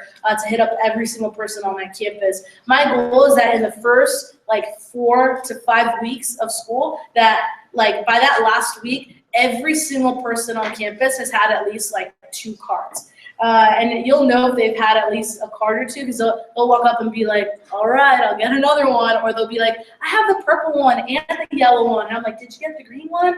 And you have them like another one. So my goal is to give everybody like 2 different kinds of cards in those first 4 weeks of campus. 3 is just efficiency. Do your helpers know the approaches, direct scheduling, which that's more campus table stuff, which we'll go over. Follow-up text, Google Doc. Those are just methods of collecting their information, which it just depends on what you're doing. If you're face-to-face recruiting or if you're at a campus table, we'll go over that now. So that's maximizing the campus results and making sure you're set up properly. So dates, making sure that you have your booths ready to go, making sure you have your help signed up, your approaches down, and then you have your on-campus strategy. And the last is making sure you have locked down what form of collecting their information you're going with from your manager. Let's go to GCK Campus Domination List is the next one. And so what to prepare, physically, when you're going to campus. Number 1 is your active backpack. So I like to take like a little drawstring backpack or like a side backpack or something to hold a ton of cards in. But what you want to put in there, cards, put cards in your car too. Typically whenever the literature comes in, I always have at least 4 or 5 boxes in my car at all times, just because you never know when you're going to need more cards. Maybe you get there that day and there's like, high school seniors visiting from like 10 of your top high schools and you don't have cards on you, you want to kill yourself if that were the case. So you always want to have cards in your car. So cards, bookmarks, pencils, pens, whatever it is you're handing out, have hanging supplies. So stapler, staples, thumbtacks, tape. You never know like what kind of medium they use to stick things, like put things up in the different schools. You might come across cork boards, you'll come across the windows, you'll come across, all kinds of stuff. So just make sure you're ready to go. Expo markers and chalk. Chalk for the ground, so don't get like chalkboard chalk that's really thin, because that doesn't really work well on sidewalks. And when you're chalking on sidewalks, the biggest key is don't try to make this pretty fancy giant thing. Just put as many chalks as possible within like 100, like I would say like every like 25 feet is good. I know this doesn't sound like a lot, it's really not, but the more they see it, the more likely it is that they're gonna apply. So just make it, a good size and put it in places where the rain can get it. If you put it in covered areas, the school gets mad, but if it's usually in uncovered areas, it's pretty open for that. So second is if you're running a table. So if you're running a table cloth, or the blue official tablecloth, whatever your manager has. Things you don't want to not have ever are the campus applications, which could be regular applications that you use in interviews. Those are a little bit lengthier, so I do suggest using campus applications because they're a lot quicker. You want to have clipboards and pens, pre-printed directions. If you're in the Houston metro area, we don't have that because they could go to any of the Houston metro offices. But if you're like on your own in a territory, you want to have directions for your office. So if you schedule somebody for an interview right on the spot, you can just hand it to them and show them how to get to your office right there. Sign-up sheet for more info, name, number, email. There's an optional on-campus recruiting brochure, random paperweights if outside and windy. This happens all the time, so you can just, I like to bring a trophy. I don't know, it looks cool. Put that there, put whatever you want. Credibility docs, so Wall Street, the DECA one, organizations, sponsorships, testimonials. You want to bring Cutco documents too. You don't want to feel shy about being the knife company. You want to be proud of it. So you can bring a blue book, school pamphlets, skills for life brochures, whiteboard and an easel for additional signage.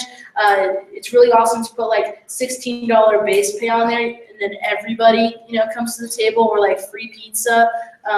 If there's pizza, if not, I'll put that. If you have candy on the table, you can put free candy. Anything that's going to attract them to come over, you can write on the whiteboard. Extra campus approaches for help to review in slower times. It's always good to have them on you. And 3, one of the most important things about running a table is attracting people to the table so you can actually recruit them. So have stand-up plastic holders, like there's these little stand-up things that say like part-time work on it, you can put on the tables, candy, waters, free anything. That's true. Whenever you have free anything, people are gonna come by the table. I used to go to job fairs at my university just to get the free stuff that was inside, not because I actually needed a job, but because I just wanted to go get all the free pens and like, I don't know, some of you are smiling because you do that too. You just go to like the free club fair crap and just get all their, like, I'm totally interested about being in the environmental club. Yes, I'll take a free pizza. Thank you, bye. People will come talk to you just to get the free stuff, but the cool thing is that we actually have a rockin' opportunity, so people will actually be interested once they get to the table. You can put games in front, water pong, cornhole, darts, whatever, just things to attract them. So that's the domination one. So the last thing, the approach, the most important thing, this is the face-to-face approach. So when do you do this? You do this, you can use this approach when people come up to the campus table, and you can use this approach when people are like sitting studying, which is probably the easiest thing. So Kat and I did this in the winter program to help kickstart January, and there was one day where we went, and I think in an hour, Kathy got like 50 clipboard names, and I got like 28. Oh, combined, we got like, yeah. So we just went to the library when people were studying for finals, and just started like talking to them. I literally had cards, and it was just like, hey, Alex, do you know anyone who's looking for work for the holidays? Okay, have you studied? Hey, they're like, oh yeah, me. They're like, what is it? And then I talk to them, and I'm like, hey, give me yourself. Oh, here, let me show you like. All right, cool, yeah, check that out, and then we'll talk later. All right, you have this thing. And that was it. And I just like had my cell phone, so like right away when they're like, oh, what is it? I'm like, hey, what's your cell phone? I'm like, I'll just shoot you over like with more information. And I was like, and then we can talk later. I'm like, all right. And like I just got, they're like when they were like in a rush, but this is essentially what we did, is what you guys have right here, and it works awesome. Whether it's people in the cafeteria, like this is what you use when people are like sitting. So it's all like the campus strategy. When it's time for the class breaks, where should you be? You should be at whatever station it is, doing what? Handing out as many freaking cards as possible, okay? So that is, I don't know, any last things you say, because I was gonna wrap up with a couple I was pointers just here. gonna say, that I wasn't gonna read it to you, because you can read. We were role playing at the beginning, we actually started Okay, that. cool. So, yeah, you just wanna do this, as, people are, studying. I had something else to say, but, Think of it butted and just butted on my end. I wanna give a no, couple things on this. you can say whatever you want. I'm gonna say a couple things on this. Text Lorena that I need her down here ASAP. Okay. Jordan walked out. It's Jordan's birthday tomorrow, just so you guys know. And he's also getting promoted to assistant division manager. So I want to say that to you guys when he comes back in. So this, when it comes to campus. So let's review real quick. You got a bunch of documents. Mary Lou just went through a lot really fast. What's most important? 1, before you go to campus, you want to be prepared. Cool? If you want to maximize campus. In terms of preparation, what are the most important things that you guys need to know in terms of preparation? When are your class breaks? and make sure you have your supplies. Cool? You need to know that. So everyone needs to have set stations. So if I sit down, we're on campus, I'm like, all right, we know where, like, the main stairwells. I love being at the bottom of a stairwell because people are coming down, people are coming up, like, depending on the campuses. Some of my campuses, it was like just really small amount of people. So as long as I got in those heavy traffic areas, I could still get out 200 per hour. Like during the break when everyone was walking by for 15 minutes, people are walking nonstop by you. Very easy to get out 200 plus just during that break. When during the time they're in class, sometimes I didn't get out as many during that time. So break happens. You are at your station 5 minutes before the break. Cool? So classes end at 9:50. At 9:45, I am at my station.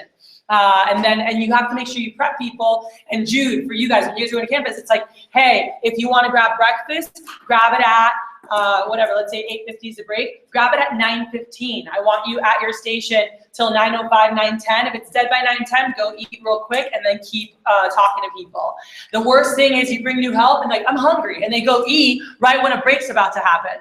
And that is your time to maximize the amount of cards that are getting out is during those breaks. So you've got to know the breaks. That's been a big, big source in the pilot for years.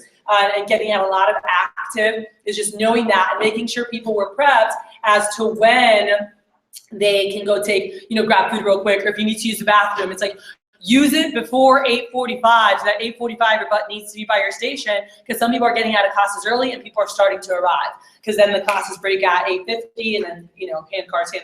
So you've got 15 minutes of hardcore, just go, go, go, go, go. And then once it settles down, everyone's back in class, then I'm going and walking around the cafeteria, the library, wherever people are sitting. I'm like, hey guys, do you guys know anyone that might be looking for part-time work this fall? And they say, I'm like, all right, have a great day.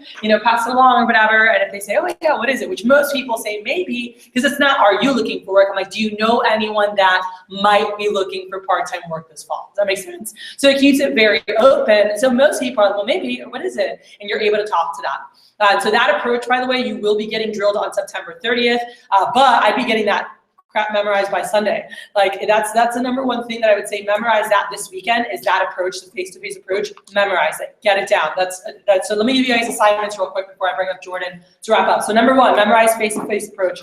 I'd love you to have it down by Monday. It's gonna help you impact big time on campus. By the way, you guys going out, you can all face-to-face recruit anywhere.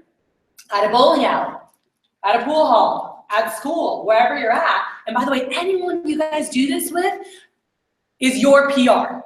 So they're gonna count for you guys for the cruise contest for the fall, for levels contest, whatever your people are doing, because you're personally recruiting them from your campus. So you have a quick break or you're in class, like go talk to people and get that. So memorize the approach, number one. Number two, all right, letter of intent. For those of you who know you're certain that you want to run an office next summer, that's something you want to fight for, the earlier we know you're committed to that process, the more attention you're going to get and the higher on the totem pole you are, okay? Number three, money.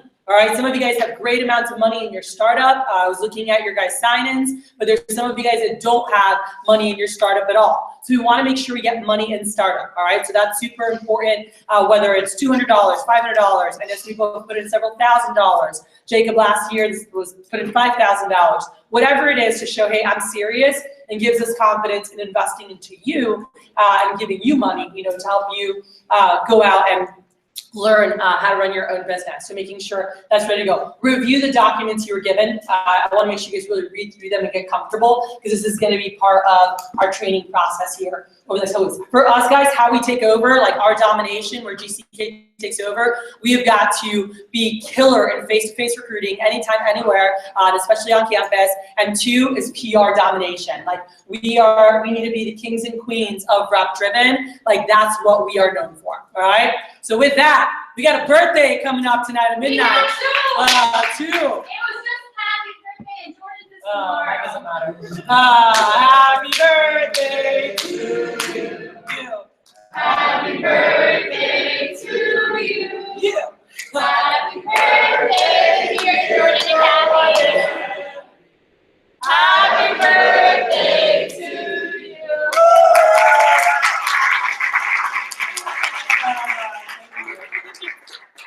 And it was a great one, and I'm excited. We're gonna have a great one with Jordan tomorrow on the river float. So Jordan and guys, you guys know, and I'm gonna do a quick. This is about to die. We're at 1%, so if we can hook this up over here, por favor.